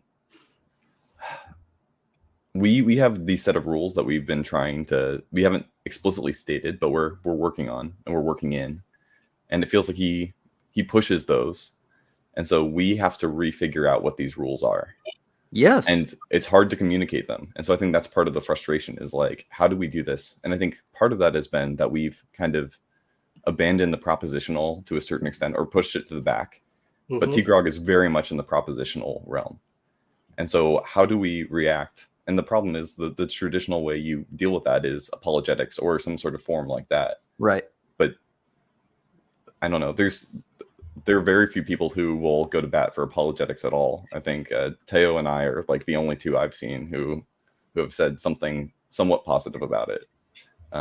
So to that point, I want to say something that Sam just came. So like Phlebas had this comment earlier, which I wanted to address, but like he said, I just don't want you leaders to deny you are teaching. Jacob made Noah hides, even though, quote, he didn't want to. Luke is making universalists. Sam Unitarians. Interactions have consequences. I mean, as earnestly as I can say this to you, I'm not trying to make universalists. If being an infernalist makes I might be trying a little bit to make some. You are more than me. You've admitted that. A little you know bit. That. Yeah. But like, if apologetics helps you help a drunk girl to the car and be a better father and love your wife and self-sacrificially be sanctified or theosified, be an infernalist. I don't care about the appearances. I don't care about the name. I mean, God will figure that out. It'll come out in the wash. You know, if universalism doesn't help you, get rid of it. But you've also found a way to belong to a church without feeling propositional friction between you and the church and the community that you belong to. Which is nice. So, I'm sure that's nice, but that's also part of the reason why you can have a little bit more freedom to say those sorts of things. I would like there to be some more Unitarians in the world, because it's a little bit hard for me to get a group of people together that actually makes a viable community. And that's like a real challenge that I'm facing. So I feel like that's a difference. I'll just say that. Well, and like I said on my last live stream, I wish you could go to my church. I mean, I don't think you like the aesthetics. I'm not sure if I'd like it either. I've been inside Orthodox churches. I've actually never been to an Orthodox liturgy. I've been to more Catholic masses than I can count, but never an Orthodox one. Yeah. And, you know, my wife and I have had these conversations. That's probably one of her biggest struggles with the Orthodox Church is she's just like, this is foreign to me. This is alien to me. This isn't my culture. Yeah. And she's not wrong. It's like an anthropology experiment. Luke, if you were as vocal as sorry, Sam, I hope all's well. If you were, go ahead, Hezi. If you were as vocal as you are here in church, would you start having tension, friction? If you express to your pastor or to the people in church this way, would like you start getting looks?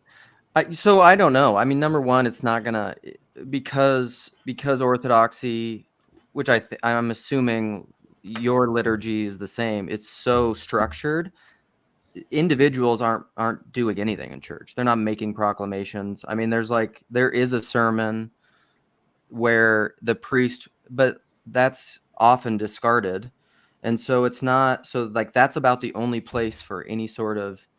What about at the potluck afterwards? Or right. That would be the Orthodox version of the potluck is. So that would be the place, but also like I don't. I say this to people honestly and earnestly, and T-Grog I don't think believes me or Phlebas, but like I talk the same way there as I do here. Somehow I imagine there is really only one Luke. Yeah, it's not much different. I mean, to a degree, because like what Tayo was saying earlier and what other people have said, I'm not so much. I have enough emotional intelligence and empathy, and I've been married to my wife long enough that I realize not everybody wants to talk about all this stuff 24/7. Yeah. And so I don't often get into the kind of, you know, I don't do this at church all the time, but sometimes I do, and I have these conversations. Like I'm sure there's people in my church that would have a problem saying like me saying I want Sam to be able to go to our church. I'm sure people wouldn't like that. At the very least, well, what do you think, if you don't mind participating in this little experiment, what do you think would be the reaction of people if Sam came to your church and then they had like him and the pastor had like a panel in front of everyone, and you know Sam just starts grilling him on things? What do you think? What do you think people will start feeling very uncomfortable? Yeah, probably, but I think that kind of thing can and should, and I actually think it's an area of growth for Orthodoxy. I mean, I'm somewhat new to Orthodoxy too, but I think it's never going to happen in the liturgy. I mean, it's not going to, but it could happen in other spaces. So speaking of TLC and Christian YouTube, a lot of my best interactions on my YouTube channel and other places in TLC have been with Orthodox Christians. All of my worst interactions have been with Orthodox Christians. Huh. They're like the hard-edged Jay Dyer, Sam Shamoon type ortho bro is they hate me. Like I'm like some principality in their imagination at this point. It's like funny. what about like a Stephen DeYoung? You and Stephen DeYoung could have a great conversation and have. Right. Me and Stephen or DeYoung John could Bear. have a great conversation. Or John Bear. That's what I mean. Like my conversation with John Bear, lovely. I mean, he didn't care too much about what I believe, but that's because he's astronomically higher status than I am. And he's Western, but he's also a multi-generational Orthodox. Right. But the the video with me on YouTube that has the most views is like Sam Shamoon cursing me out. And so if you don't know who Sam Shamoon is, he's like the most diabolical of the ortho bros or something like that. Like the ortho bro toxicity turned up to 11 or 12. And so it's like, I don't know how to make sense of those two things happening together. I guess. I don't know. Well, it's the spirit of YouTube. I mean, we do have a principality here that we're sort of riding the back of. What you doing, Luke? It's all trying. about me. Listen, I'm trying. No.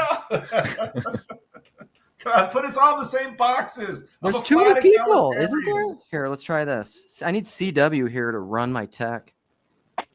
See, now Luke's got some traction. He needs a producer. I don't, need and I don't whoever's running care. Grim It's just- streams. Huh? Grim Grizz has someone behind the scenes now, and so you need whoever he has. I'm not doing that. Not gonna do it. Paul, What? Hey, Hezzy. So good to see you, man. good to see you too, sir. I hope all is well. And your Empty in haircut, the dishwasher. is looking good. When you had your randos today with that lovely pastor, and he mentioned how he feels. Well, he mentioned a book he was reading where they talk about how Christianity is progressing potentially also through this age of technology to maybe we're all walking up the hill to end up being on the cross, and for Christianity in a certain sense to die and for something new to emerge. Now, You're talking about the pastor. It's still in No Wait, No Ads. It's right. Sorry that I'm dropping that. it's good. It's the grift. No Wait, No Ads. If you're in the randos, up it up to No Wait, No Ads. Get the cash. You give the score. Some baller stuff in there. Are you, I guess I would say, set in your ways, or are you, Paul, open to evolve? And by that, I mean, like, you're on this journey with us right now. And while you may be leading it unofficially, yes, officially, Paul Vanderkay has been fired, all those stuff. Do you feel that you could see yourself evolving? And do you feel that there's been a change in you since you started this? Ooh, this is gonna have to go into members only. Stop it. Pause it. This isn't public. You gotta pay for this answer. And of course, that's true. If you don't feel comfortable answering that, No, we'll just judge you forever. So We will. you'll judge me anyway. We will. We always do. No, I think so. One of the things I'm working on right now is going through my back catalog, and a video I want to do if I can ever find the time is I was looking at my second conversation with Peugeot, and I'm looking at how I've changed. And so the one I actually was chopping that video up because I'm really sort of having I'm in another transition. I'm molting, and I think I might molt the channel a little bit. And one of the little things that I clipped out of that conversation with Pastor Eric, the Arizona church planter, that's in No Wait, No Ads, only $7 a month. It's a bargain for the stuff that you get, even though in a few days it'll be out there for free. He talked about, we talked about rhetorical questions versus Socratic dialogue.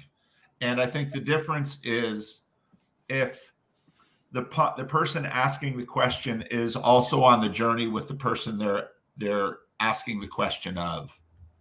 And what Phlebas just said, I jumped in because of what Phlebas just said, because Phlebas is really brilliant. And he, it's probably in his brilliance, he doesn't come on with his face much. But when he says Jacob is making Noahides and Luke is making Universalists and Sam is making Unitarians, I see that because I do pay attention to individuals in the corner, and I wrestle with that, obviously, confessionally to a degree, but I see how I've changed too. And we see it all the time in YouTube, and many of these changes have not been good. So in my second conversation with Peugeot used Rudy Giuliani as an example of what he did in New York City in terms of dealing with a spirit.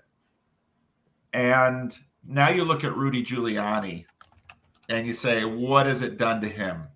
What has YouTube done to Jordan Peterson? I was pointing out to somebody yesterday how after 20 hours, Jordan Peterson's conversation with Andrew Klavan only had 56,000 views, which was fascinating. You'd think that one would have been sky high. So Jordan's channel is sort of dying. So Too many politicians. yeah. Well, Politics are boring. yeah. Yeah. And then, but then the question is, so what? No, but I'm older, so it's kind of a both and in different measures. Since I'm older, the cake is already baked to a degree, but I do continue to evolve.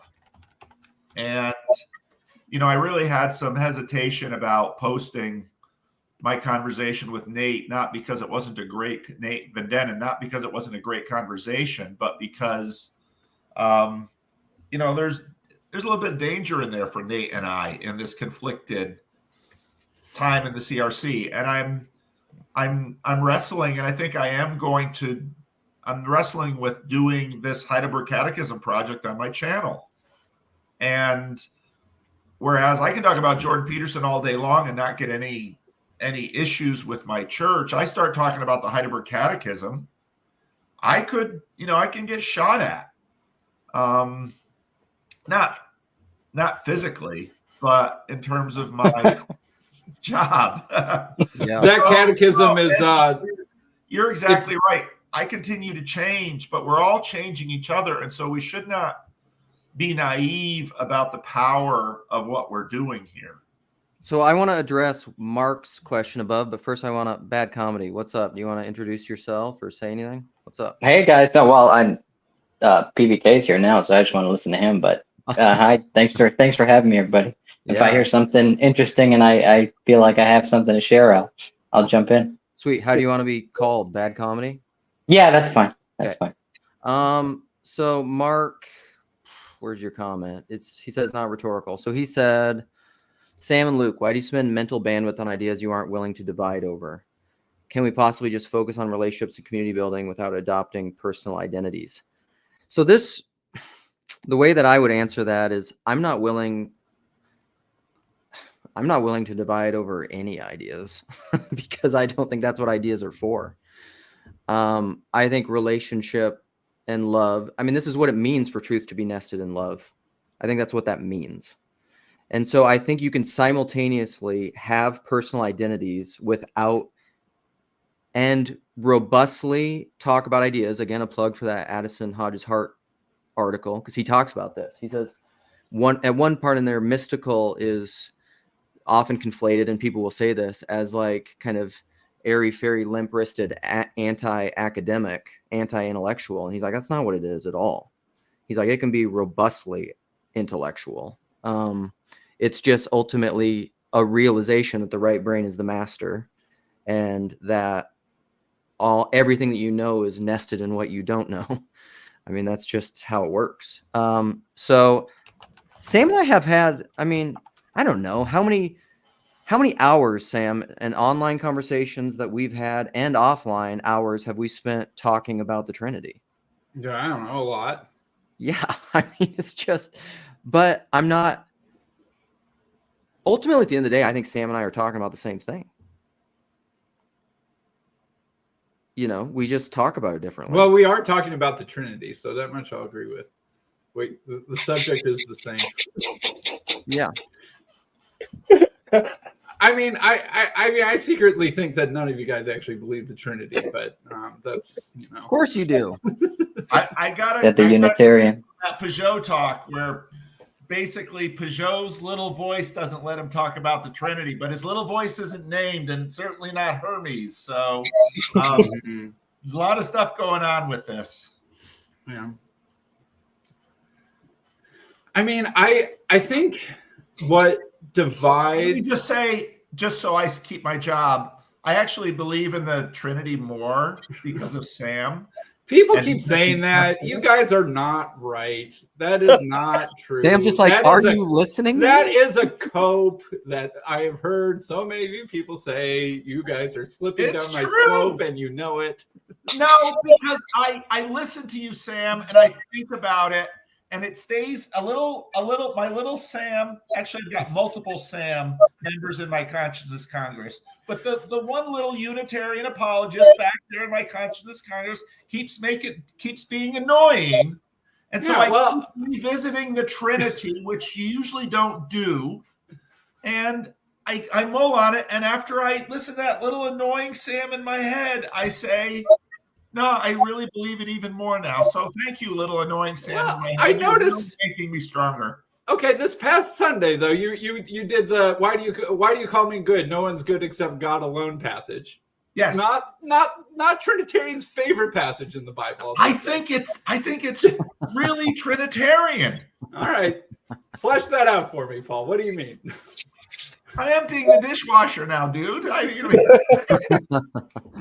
I noticed you breezed over that. Like I saw it. You flash in your head. All right, there is an interesting Christological implication of this passage, but I am going to plow over that for right now. Maybe I'm projecting, but I think that I have some amount of communion with the version of me in your head. That little guy popped off when I read that passage and when I preached on it too. Yeah. But in a sermon that is not about that. I think there's so much that doesn't get recorded in a text. And part of why I like the Gospel of Mark is that the Gospel of Mark really looks like Peter is standing there and more stuff gets communicated, more subtleties get communicated in Mark than in Luke, let's say, which we know is, from sources. But I think, and I think Jesus, first of all, every time I read the gospel, even with my little annoying Sam, I read the gospel and I just think, no, I'm Jesus is Lord. I'm sorry. I never said Jesus wasn't Lord. So Sam, I mean, I don't know. I've been wanting to have just another Trinitarian conversation with you anyhow, just because it's been a while and I've grown in my understanding of it. One of the ways that I think you've most helped me understand what I would consider to be an orthodox Trinitarian theology a lot more is that there are passages like filling up what's lacking in Christ's afflictions, Christ being made perfect by what he suffered. There's clearly a process of Jesus becoming more like God, moving toward God. I think I didn't grow up in understanding that, or people would say I think a lot of people, what I would say, falsely assume things like Jesus had omniscience, meaning that he possessed quantitatively all the knowledge and facts that exist in eternity outside of time. I don't think that's true. I don't think that's how Jesus was rolling. I'm going to try a different tact on Paul. You watched the Alexander the Great thing on Netflix, right? I presume. The what? I watched some of it. No. So me and Vervaeke are alike in that there's certain things we don't like to see. Well, okay, so the gay stuff was only a couple minutes. Honestly, they toned down the gay thing. Whoever that was on Twitter was that End Wokeness or whoever that was on Twitter. Alexander was way more gay than even Netflix was willing to deal with in that. But I think woke being named, it's really starting to get to him. Yeah. So I think Alexander the Great has a shocking number of parallels to Jesus, to a biblical Unitarian Christology. So who did Alexander's mom say his dad was? Zeus. All right. But obviously there's copulation in that imagination. Take the copulation out of the picture. All right. So he goes to Egypt. He decides after he's conquered Egypt, everyone's like, march on Persia, march on Persia. They're weak. We've got the Egyptian army and the Egyptian gold. It's seize the moment, Alexander, stab him in the heart. Momentum's on your side. And he's like, I'm going to go on a pilgrimage to the oracle in the desert. That is like a 5-day camel ride into the Sahara from here. And you all just chill out for a bit. Goes to this, oracle. And the oracle tells him that you are indeed the son of Amun-Ra or, whatever, whoever the Egyptian parallel to Zeus was. And the Greeks are like, whatever, that's just what you call Zeus. So he comes back and he's like, I am the son of Amun-Ra. And everyone bows down and worships him because he's been declared that by this, prophet figure out in the desert by a body of water. And they are like, the highest thing that they have to say about Alexander is, you are the son of God, right?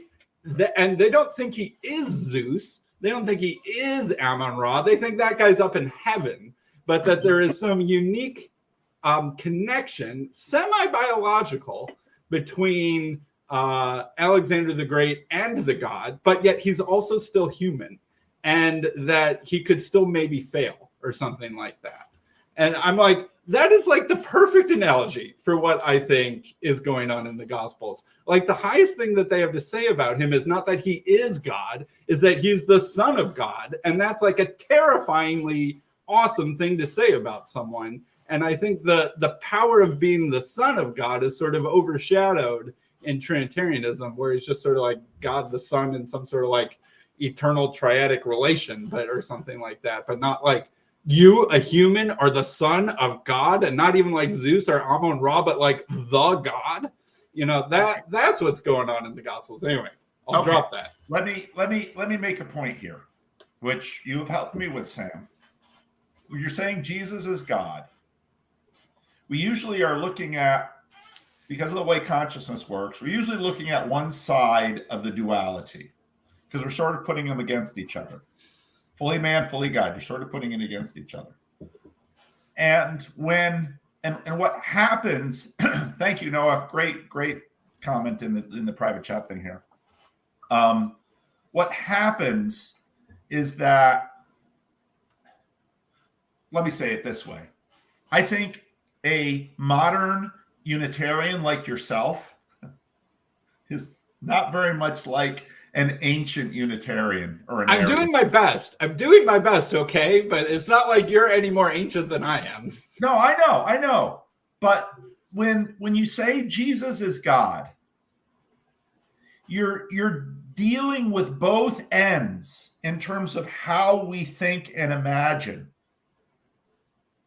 And so, you know, when I listen to you argue, most of the time, I probably have it wrong, Sam, because I haven't listened to everything that you've argued on the internet about Unitarianism.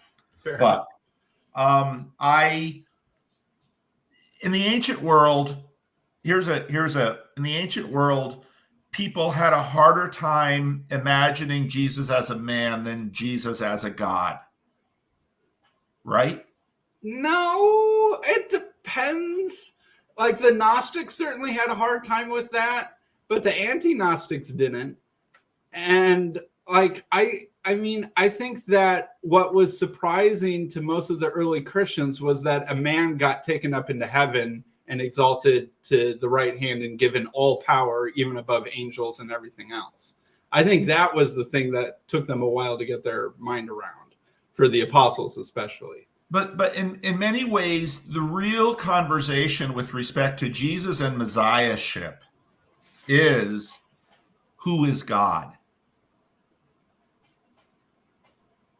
And so when I look at why the church, and I think it developed over time, and I know you've made that argument, and that's the argument you want to make with Gavin Orland. I get that. I think, you know, part of the reason we don't talk about the Trinity is exactly what Peugeot said to me in that second. I don't talk about it just because all of this language has changed so much. It's the same issue with transubstantiation and Luther. I made that same point to Brett Sockhold. Yeah, that part of the problem is that modern Trinitarianism has had its metaphysics slip out underneath it multiple times over the last 2,000 years, and it's not what it used to be. Right. So, but I still think that the creedal language about the Trinity is a better representation than Unitarian language about the relationship between Jesus and the God of Israel. So why all right, is I want to only take a one pause. of them I wanna- good? I want to take a We pause. shouldn't do this on a channel with all kinds of other people. I want to take a pause from that. I mean, I would talk about it forever because, like we were saying, I've talked about it for many, many hours. But Mark came in. I want to welcome Mark. Mark, why did you join? What do you have to say? Welcome. Well, I thought Neil in the comments said something. I apologize for the sound quality right now. I'm asked to do this off my phone for the time being, and I apologize for the quality of the sound. So if I'm coming through okay, I'll stay on. If not, I'll just keep. You're doing all right. Neil made a point that what you guys are doing, he likened it to breathing. Trinitarian, non-Trinitarian, universalist, infernalist. It's kind of an in and out. That's a brilliant metaphor, because part of me thinks that having opinions over which you're not willing to die or kill for are almost like meaningless. You know, when I compare like I mentioned in the comments, what a veteran decides to do. In combat, a soldier in combat, they have to make hard, fast, life-threatening, deadly decisions based on theoretically much more trivial propositions than the nature of God, right? The nature of God should be the ultimate reality, yet no one here is, unlike our ancestors, is willing necessarily to die or burn someone at the stake over their definition of the Trinity. So that then makes me wonder what. I'm sorry, I couldn't hear that. Say again. Sorry, I was saying we have the luxury not to, right? But only it's a luxury that's given to us by others, who have to make very hard and fast decisions about their own lives and the lives of others in places far away. And that's back to the soldiers or the police officers working the streets.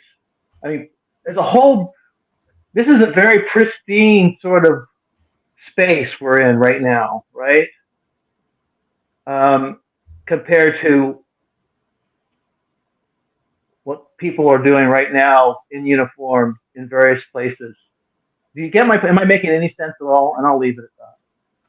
So it's kind of a meta question, but I don't know. I have a lot that I could say about that. I mean, a lot of that is gets into my issues with scale and why I'm an anarchist and why I have problems with certain technological things. I mean, and I put that quote in there: war is the inability to have conflict. I think war is the product of people not being able to actually have unity amidst diversity. So if you're having war over people disagreeing about ideas, that's fucking demonic. Well, no, that's well. I mean, I think I said in the comments too. Is my Christianity really I hit a brick wall when I face Vladimir Putin in Ukraine, or I face Hamas on October 7th, or now we're at 30,000 people dead or whatever, and the Israeli response, in all respect to Hezi, my Christianity just hits a brick wall, guys. I just cannot stop myself from picking a side, and at that point, I don't care about the Trinity anymore. Even though I go back to the Trinity, for me, the Trinity is kind of like, I don't know how you get to a God of love. I mean, in my mind, I go, the Trinity is a brilliant solution to the problem of God is love. Right? Now it makes sense. All right. But that's an idea. But boy, you put me down on the earth in the violence. I see the firebombing of Ukrainian cities and stuff. I lose my mind. I'm just telling you, my morality goes out the window. I say, hit them and hit them hard. That's what happened to Peterson. So be it. Well, I'm just being honest. Your point, Mark, was a great one. That part of what's happening in here is every community revolves around a value. And what we've done here is we've created a space with a value that says we're not, I mean, in Luke, that's part of the reason why Luke is so, in his live streams, I think have been doing real well, is he embodies that value that says we're gonna have the Unitarians in here. We're gonna have, Unitarians, including Jews and, the Sam thing that we got going here. We're going to do that, and because we we want to, I think part of the reason that T-Grog so easily sort of colonizes the attention of this group is because T-Grog is bringing up among us something that many in this group are still working on. And so that's almost always a tell with respect to attention. If something is drawing our attention, it's because it's something deep we're working on. The first video of mine that I know Jordan Peterson saw because he retweeted it was a very early video when I compared what was happening around Jordan Peterson with my children sort of obsessively watching the sitcom The Office. Because what the sitcom The Office was doing was working on all of these identity things in a way not dissimilar to how this little corner has handled religion. And so I think you're exactly right, Mark, that we know we have stuff we need to work through with respect to the Trinity, with respect to with Judaism, with respect to how many other conflicted things that on Christian YouTube, all they're doing is sort of old style apologetics and beating on each other, which YouTube loves. And we've said, I wonder if we could use this for something that is actually a lot more fun and a lot more productive. So I think blood sport can be fun. Apologetic blood sport can certainly be fun and entertaining, and they beat our metrics for a reason.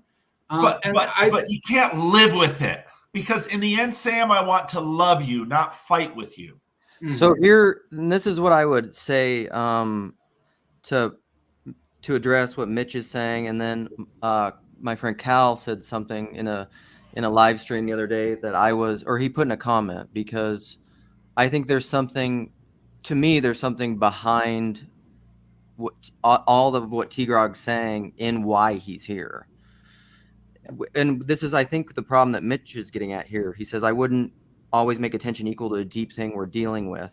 Shallow and irreverent material can be commanding as well, and that's something to be wary of. Yes, but this is like that false quote. So I could quote Blaise Pascal or that quote that's falsely attributed to Chesterton. I think that like everyone's seeking love, even the young man that knocks on the door of the brothel. Like there's a truth, there's a true pursuit, love, that's embedded in the pursuit of lust. Like Graham Greene, The Power and the Glory is all about this. Like the most powerful scene that he's ever written, in his own opinion, is the scene where the priest is in prison and surrounded by all the sinners. There's always truth hidden in those things. And so when you're paying attention to something, like even if it's just mindless hedonism, you're seeking, Blaise Pascal, all men seek happiness. That is without exception, even the man that hangs himself. Everyone is pursuing love in their deepest sense. I think that's your God. You're pursuing God, and people do it falsely, yes, but that's why there's false gods. That's how Satan works, Antichrist. Could I try to see if I'm understanding you right? I was just going to reflect back to you and try to say what I think I heard you and Paul say. What you guys are doing, you guys are building the community of various opinions over ideas that the world outside, by and large, doesn't take all that seriously. That is theological ideas. Most of the people, the average person on the street doesn't have an opinion about the Trinity or universalism or whatever. They have a vague folk religion, I think Paul often brings up, but it's not like it's a sophisticated level you guys are working in. Right. You're building a community of various opinions. Can we scale that? My then question is can we scale that out into the realm of politics where it is real blood and bone and real a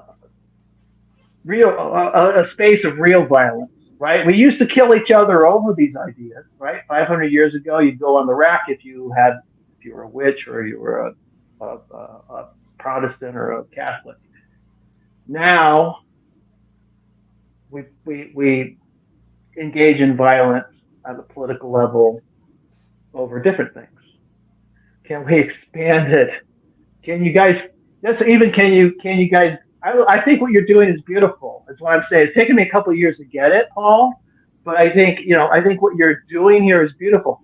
Can you spread it? Can you colonize Democrats and Republicans even? Much less. I think that will happen naturally over time.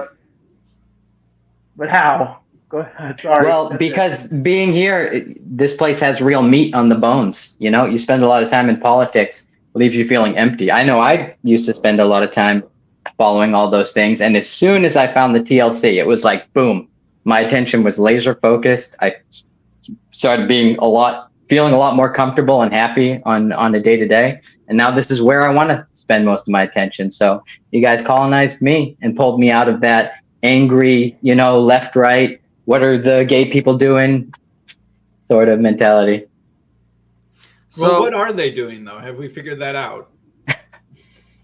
So I mean, I think saw Alexander. Yeah. And like I said, they were way too tame. But anyway, I think what gives Christian YouTube its audience is that there are a lot of young men who are interested in becoming Christian but don't know which kind to become. I think that is like the fundamental audience that drives the attention for that. And so there are these various apologists that feel something very real at stake in terms of the number of people that they can shepherd into their pen. And as much as we might look down on that, that has real consequences on the world in terms of these people's lives and the lives of these institutions and congregations and their finances and their long-term viability. And all those things are very, very real. So quick aside, Sam, though. Yeah. That Alan Moore quote on grammar. And he said, what we are, though, is we are captured by, like, the fact is that in present times, this magical power has degenerated into the level of cheap entertainment and manipulation. And at the moment, the people who are using shamanism and magic to shape our culture are advertisers. This is my problem with Christian YouTube. They're advertisers. They're marketers for their brand of Christianity. And I have no interest in that. This is why, like when Taya was saying before, there's going to be some good fruit from that, but that's going to be the love. That's going to be. But what's the 8-year-old boy supposed to do if he's trying to figure out what kind of Christian to be?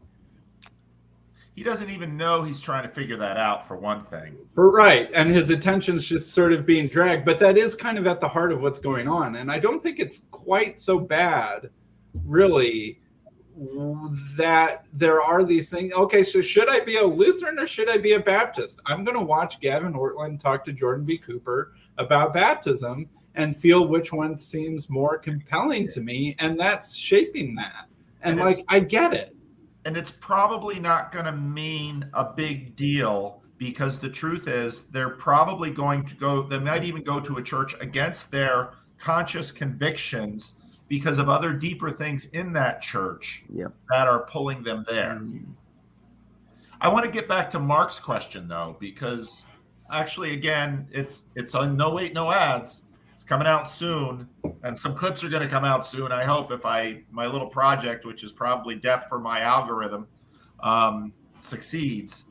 But one of the things that Eric said, the church planter in Arizona, and I think he's exactly right, is that the Christianity is going to be, he didn't say it quite in these words, Christianity is going to be refreshed in our culture by the cruciform death of the church. And I think that is exactly what we're seeing. And when you say, Mark, if this is going to get into the level of politics, once again, it will probably come via the blood of the Christians. And Christians, just like in the first centuries, now it's awful nice Christian propaganda that, Christians walked up and gave themselves to the lions. No, a lot of Christians didn't. A lot of Christians waffled, hence the Donatist controversy. But this is what we're going to see, that in the end, the Christians that are going to be respected are probably not necessarily going to be the Christians that had all of their theological ducks in a row. The Christians that are going to be respected are going to be the Christians that lived sacrificial love for their neighbors and enemies. Unto death. Yep. The largest conversation at the Council of Nicaea that took up the most time and that the most canons are written about is how to readmit lapsed Christians who lapse under persecution. Yeah. That's what about half of the canons of Nicaea are actually dealing with, is various levels of penance that you have to do for various kinds of lapsing in various positions in the church. Yep. And here's the thing with Christianity that's tough. Christ and Antichrist. This is Luke Bingo. Silence. What is faithfulness? Yeah. What is love? Yeah. And I think that's where, and I think that's always the case. And I think part of what motivates the TLC is we are sort of like the Catholic Church, not the Donatists. And a lot of YouTube Christianity is Donatism because we're taking in the lapsed. We have a place for Sam. I haven't lapsed. I never lapsed. I've endured more persecution than all of you. Don't call me a lapsed. All right, let's John. I want John to speak. You came in. What do you have to say? Paul brought up the Peterson conversation yesterday. Well, I saw it yesterday with Clavin. And one of the things it brought home to me is how we're all different today than we were yesterday. And we'll be different tomorrow than we are today. I have been wrestling with God for a long time about the idea of a God of love and an eternal hell. And thank you, Luke. I went back and watched your whole thing on hell, and wow, really opened my eyes. But I went into that conversation with Peterson, wrestling with God. How could you? And I came out of it thinking, oh my God, I deserve eternal hell. Chief of sinners. That's a good Yes. place to be. We're I mean, all it really is. That's humility. That's the darkness before the light, I think. All you need is need. All you need is need. I've And got when you plenty of realize that. your need, and that's all you have, that's the and you look to Jesus, that is the best place for a sinner to be. Bruised reed I will not break. So thank you for that, John. Thanks for saying that and that vulnerability. Thank you. Yeah. I mean, I don't, that's probably what keeps me here, my poor wife, in the TLC is because I've taken breaks from this before. There's been times, I mean, we've just, being one of the OG randos, I've been, I don't know, like, I guess now I do know. Paul, our first conversation had to be somewhere in 2019. I think, I don't know. I don't remember if I spoke to you before. Maybe it was before that, actually, before I left the church. But anyhow, and what keeps me coming back is, I mean, it is the allure of talking about these things. It's fun for me to have these conversations. Like Sam and I can have a conversation. I don't know. I can't have the same kind of conversation I can have with Sam with anybody else that I know of. The particulars of the conversation, how long we've been having it, we both know each other. I can't have it with anyone else. And I like that aspect of it, but also like I've come to know Sam. I mean, God willing, I'm motivated, Sam, this year. Sometime I want to get to Chicago. I want to like hang out with you and get you to meet my wife and stuff. Sounds great. But then also like people are helped. Like the fact that you say what I said about hell helped you, great. That's why I say it. I mean, I'm not interested in the ideas per se. This is where this is why I say I joke of being self-identifying emotionally as a woman is because I care about the relationships. I really do. And why PVK was joking that I could jump on the female-only live stream yesterday. Because Is there a place here for gay and trans people? Yeah. Because I don't see that's. I think so. I mean, I'm seeing when I first started watching you guys, it was all white, all male, almost all the time. Yeah. And then it seems like we've seen women come in now. We're seeing a little more pigmentation in boxes, and so And then of course we've got Jews, and we've got. I mean, it's expanding. Is there a place? I mean, because I see a great deal of hostility in some, at least some of the comments, if not personally, from some of the comments like Sam will make or something. Nothing, all due respect. You're welcome to your opinion, but it just seems like it's pretty harsh on the LGBTQ. And for me, I've got a lot of people that I know and love and respect. So agree. Arena. So I would say that we're totally open to that space. I mean, you're gonna get very strong opinions about it, talked about, that are affirming or not affirming. PBK's talked about this a ton. This is what the CRC is going through right now. But I don't think I've ever heard Paul come down hard one way or the other. If I Paul hardly ever comes down hard on anyways, but. Yeah, I understand. That's kind of the style, but I get that. But were I to guess, I say you lean right rather than left. I think Paul has said on his channel. That's your projection from what I've read or seen. Paul's very left broadly, but I think on that issue, he's not affirming. On that issue. So I will say that there are more people here than are visible. I pay a lot of attention to names and comments, and then I get emails, and there are trans people who have watched and followed this very carefully. Many trans people keep a very low profile.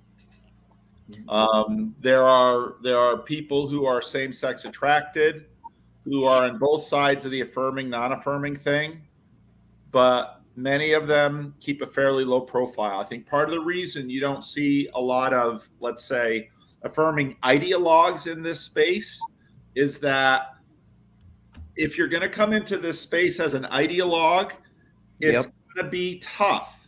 Of any stripe. Yeah, and this is part of the reason that, even the whole story of Nathan Ormond, and, he was on, CW had him on his channel for 3 hours. But that Nathan's, the way the whole Nathan thing has played is telling in terms of what exactly the spirit of the TLC is like. Because all spirits are selective. That's in some sense what spirits are, is they are patterns. And so you're not wrong, Mark, on picking up the sensitivity that if someone is looking for a space that's going to be just super affirming, this isn't probably it. But there isn't the case that there's anyway. I think there's also a generational thing. Like, to me, I've never thought of the alphabet crowd as this oppressed minority. In my life, they've always had the power. Like, Christianity is way more oppressed by the alphabet crowd than vice versa in my life. I've never seen Christians do a harmful thing at all to the alphabet crowd, but vice versa. I've seen so much oppression, so much exclusion, so much condemnation, so much judgment, like an unbelievable amount, even at me personally, from the alphabet crowd. So have you ever traveled? Have you ever road tripped to the South? I am from the Midwest. I've been to the South plenty. I'm just saying. I'm just saying. Yeah. Culture. I mean, I've done a lot of traveling through that across the country because of various family reasons, and I mean, just radio station, just tuning in a radio station on a long drive. Every other, more than every other station is Christian broadcasting. It's church steeple after church steeple, and a lot of them are big churches. I mean, this is cultural. It's Christendom there, and we're talking Bible Belt through Texas, and then even further into the South. It's full on evangelical Christendom. Well, there's all these cultural dynamics of a certain stripe. The South is I'm not condemning it. I'm just saying it is. Go ahead. Sorry, Luke. Well, no, I mean, to Sam's point and to your point, the South, or like I grew up in South Dakota, like South Dakota or the South, I mean, you could think of them a lot of times culturally. Europe is a certain way, England is a certain way, the US is kind of following them, northern US, but then the South is like culturally almost 20 years like in the past. Yeah. And so like I go in Minneapolis to my son's public high school. Like you might as well just put up flipping rainbow wallpaper everywhere and just like, I'm gay, congratulations. Like that's just, why are you congratulating them? Like, I don't get it. You know, it's going both ways. I mean, there are certain parts, certain urban spaces where it is dogmatically, for lack of a better word, gay. Yes. Yep. As it is, as if you go into some parts of Texas, it is dogmatically Baptist. And they're just as. So I don't feel like Sam. I'm not sure. What your experience. That's your experience. I can't argue with your experience. Mm-hmm. But I'm in the broader culture. I still see it's dangerous to be. I skipped some parts of. I was driving with a California plate. I just skipped some counties and made a longer trip around at times, just because I wasn't going to go through that area in 2017. With a California plate, you know, I made a comment to a person. Person came to see me yesterday. He was in Chino, not really visible in the TLC, but watches my videos, et cetera, et cetera. He's from the Bay Area, very much into the integral side of things. And I made a comment to him that the African-American people in my church don't travel broadly in California. They hop from African-American place to African-American place to African-American place. Like to go up north to go to these beautiful national parks out into rural California, they don't go there. They don't go there because they get nervous. And he was just shocked from the Bay Area. He's like, how could that be? I said, first of all, watch white people when they go to a black neighborhood. White people avoid black neighborhoods. If you're black in America, there's a lot of places that ain't black, even though black is 10, 11% of the population. And so part of the difficulty that we have at this level, what we're dealing with right now is when Sam talks about, you know, the alphabet crew, most of us are living in mass media America that is dominated by these particular institutions. And so in a space like that, you know, again, I know a little girl, she was in 5th grade. She goes to one of the wokest schools in the school district here. She came home and she asked her mom, is it okay if I'm just a girl? I don't want to be, you know, she basically didn't want to be part of the alphabet crowd. Yep. But now that's here.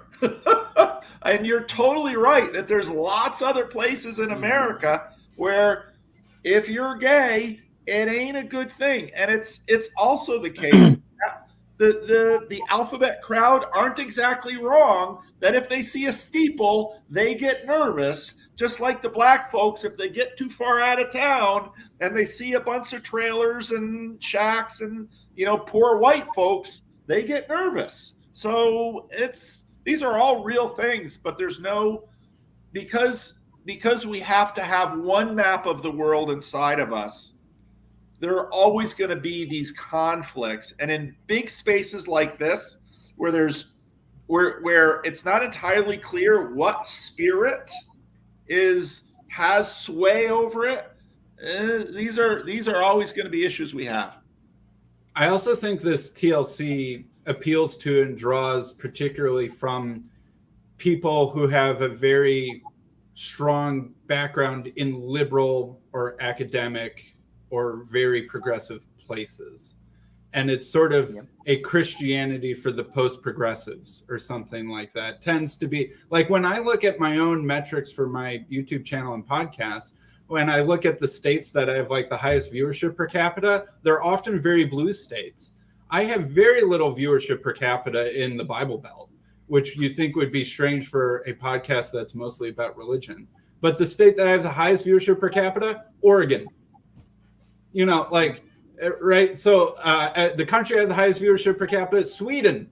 Yeah, so it's like I think that maybe it's my last name. I don't know. But maybe just like how Paul is probably the Netherlands is one of your highest viewerships per capita. But places where the meaning crisis is strongest, right? Right. This is where the meaning crisis is strongest, and we're like trying to rebuild the faith in that post-progressive place. And I think that is sort of who we appeal to. And most of us have had nothing except the experience of the alphabet crowd being a totalitarian supermajority. And, yeah, that was my childhood. Yeah. I grew up in a very secular community in Massachusetts, and that was what was at the top of the hierarchy. And it just my whole life. So, but I understand where Mark's coming from too, because not that long ago, that was flipped. So it's like being pulled very hard to both ends of the spectrum there. Well, I'm guessing I'm the oldest person in this space. That's including Paul, and so I go back quite a ways, and it's completely flipped. I mean, it's the culture. I mean, it was dangerous just to be a gay man in the 1980s. It was physically dangerous, and not that I was one, because but I'm saying I watched it, and in fact, I started out as homophobic as the culture. I mean, I grew up around a bunch of men's men, and I was a full-on homophobe. I mean, that was the culture, though. It was almost expected of you.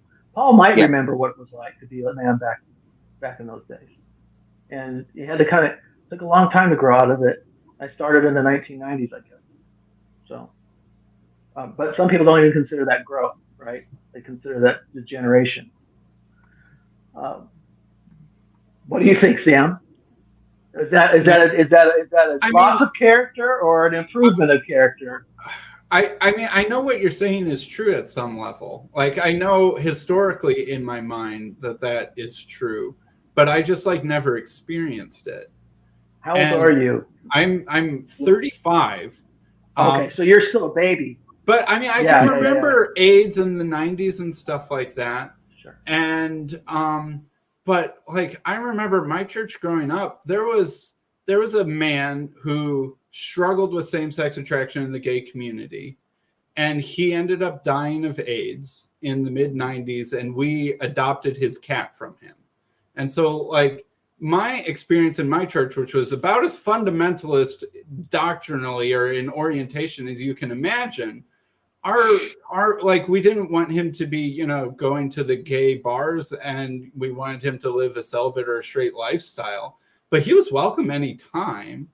And there was no unclear communication about what was expected of him behaviorally, but he was not, discriminated against. He was welcomed within open arms, and his funeral was something else. I can still remember his funeral. It was half my church and half a bunch of very strangely dressed men.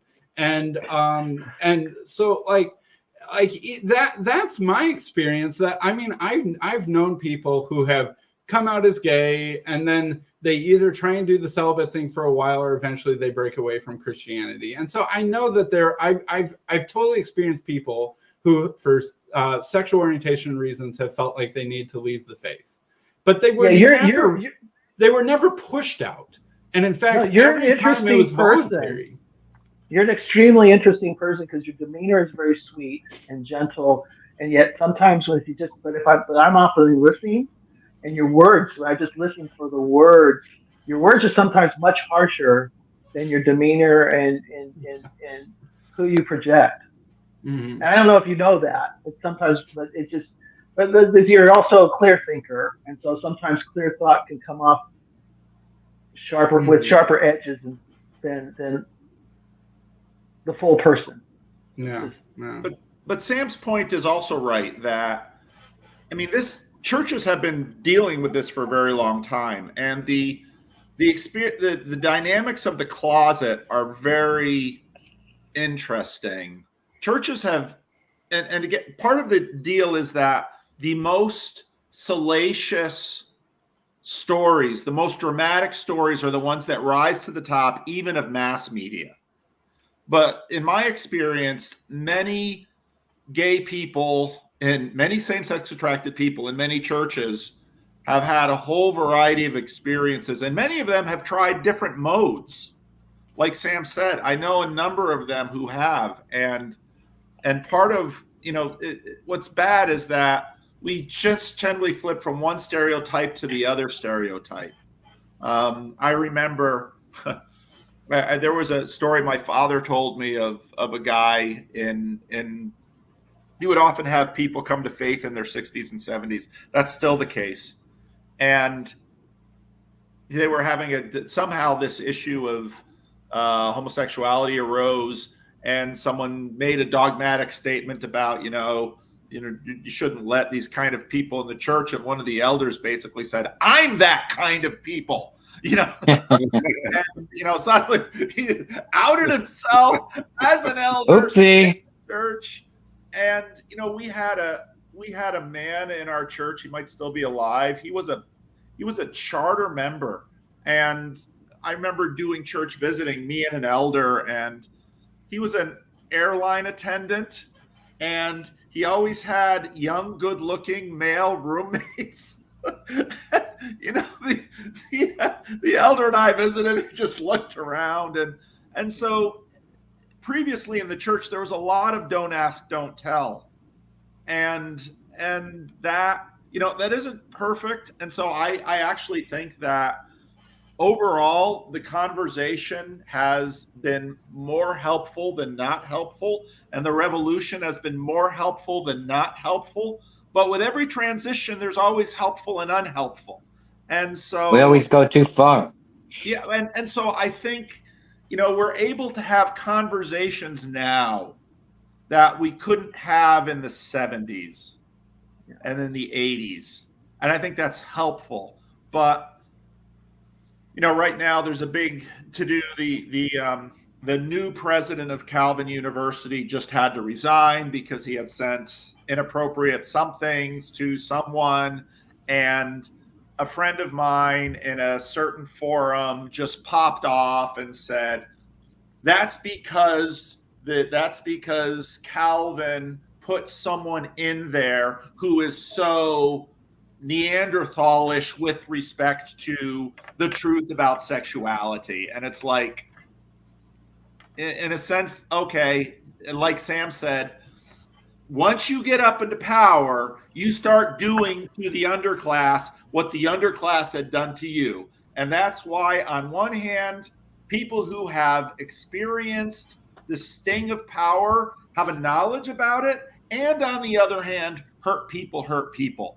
So it's this stuff is so hard to talk about, even if you've lived a lot of it, and then to try to figure out. I mean, that's where the Christian Reformist Church is right now. What do we do as a community? It's so hard. And I don't know if it can be done at a high level. It has to be done face to face.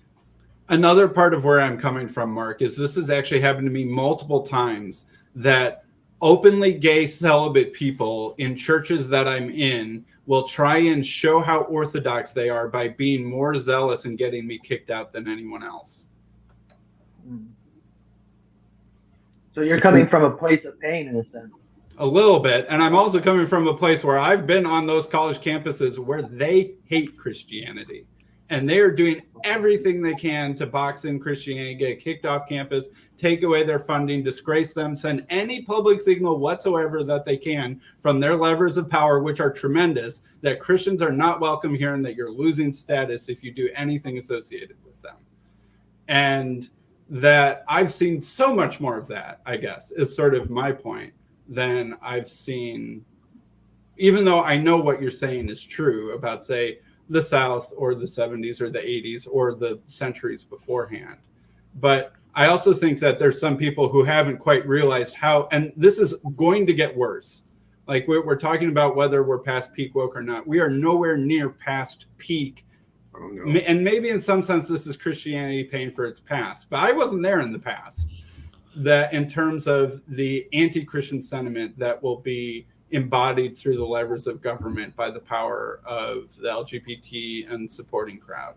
Well, and I don't know. I don't like the political level, again, anarchist. I think it's just where demons like to wage war with each other, essentially. But that's where we're hurting each other, Luke. No, where we I really do the know, real I know, damage. but I feel like if people would stop giving that attention, this is my anarchist pitch. If you stop feeding the egregores, they just go away.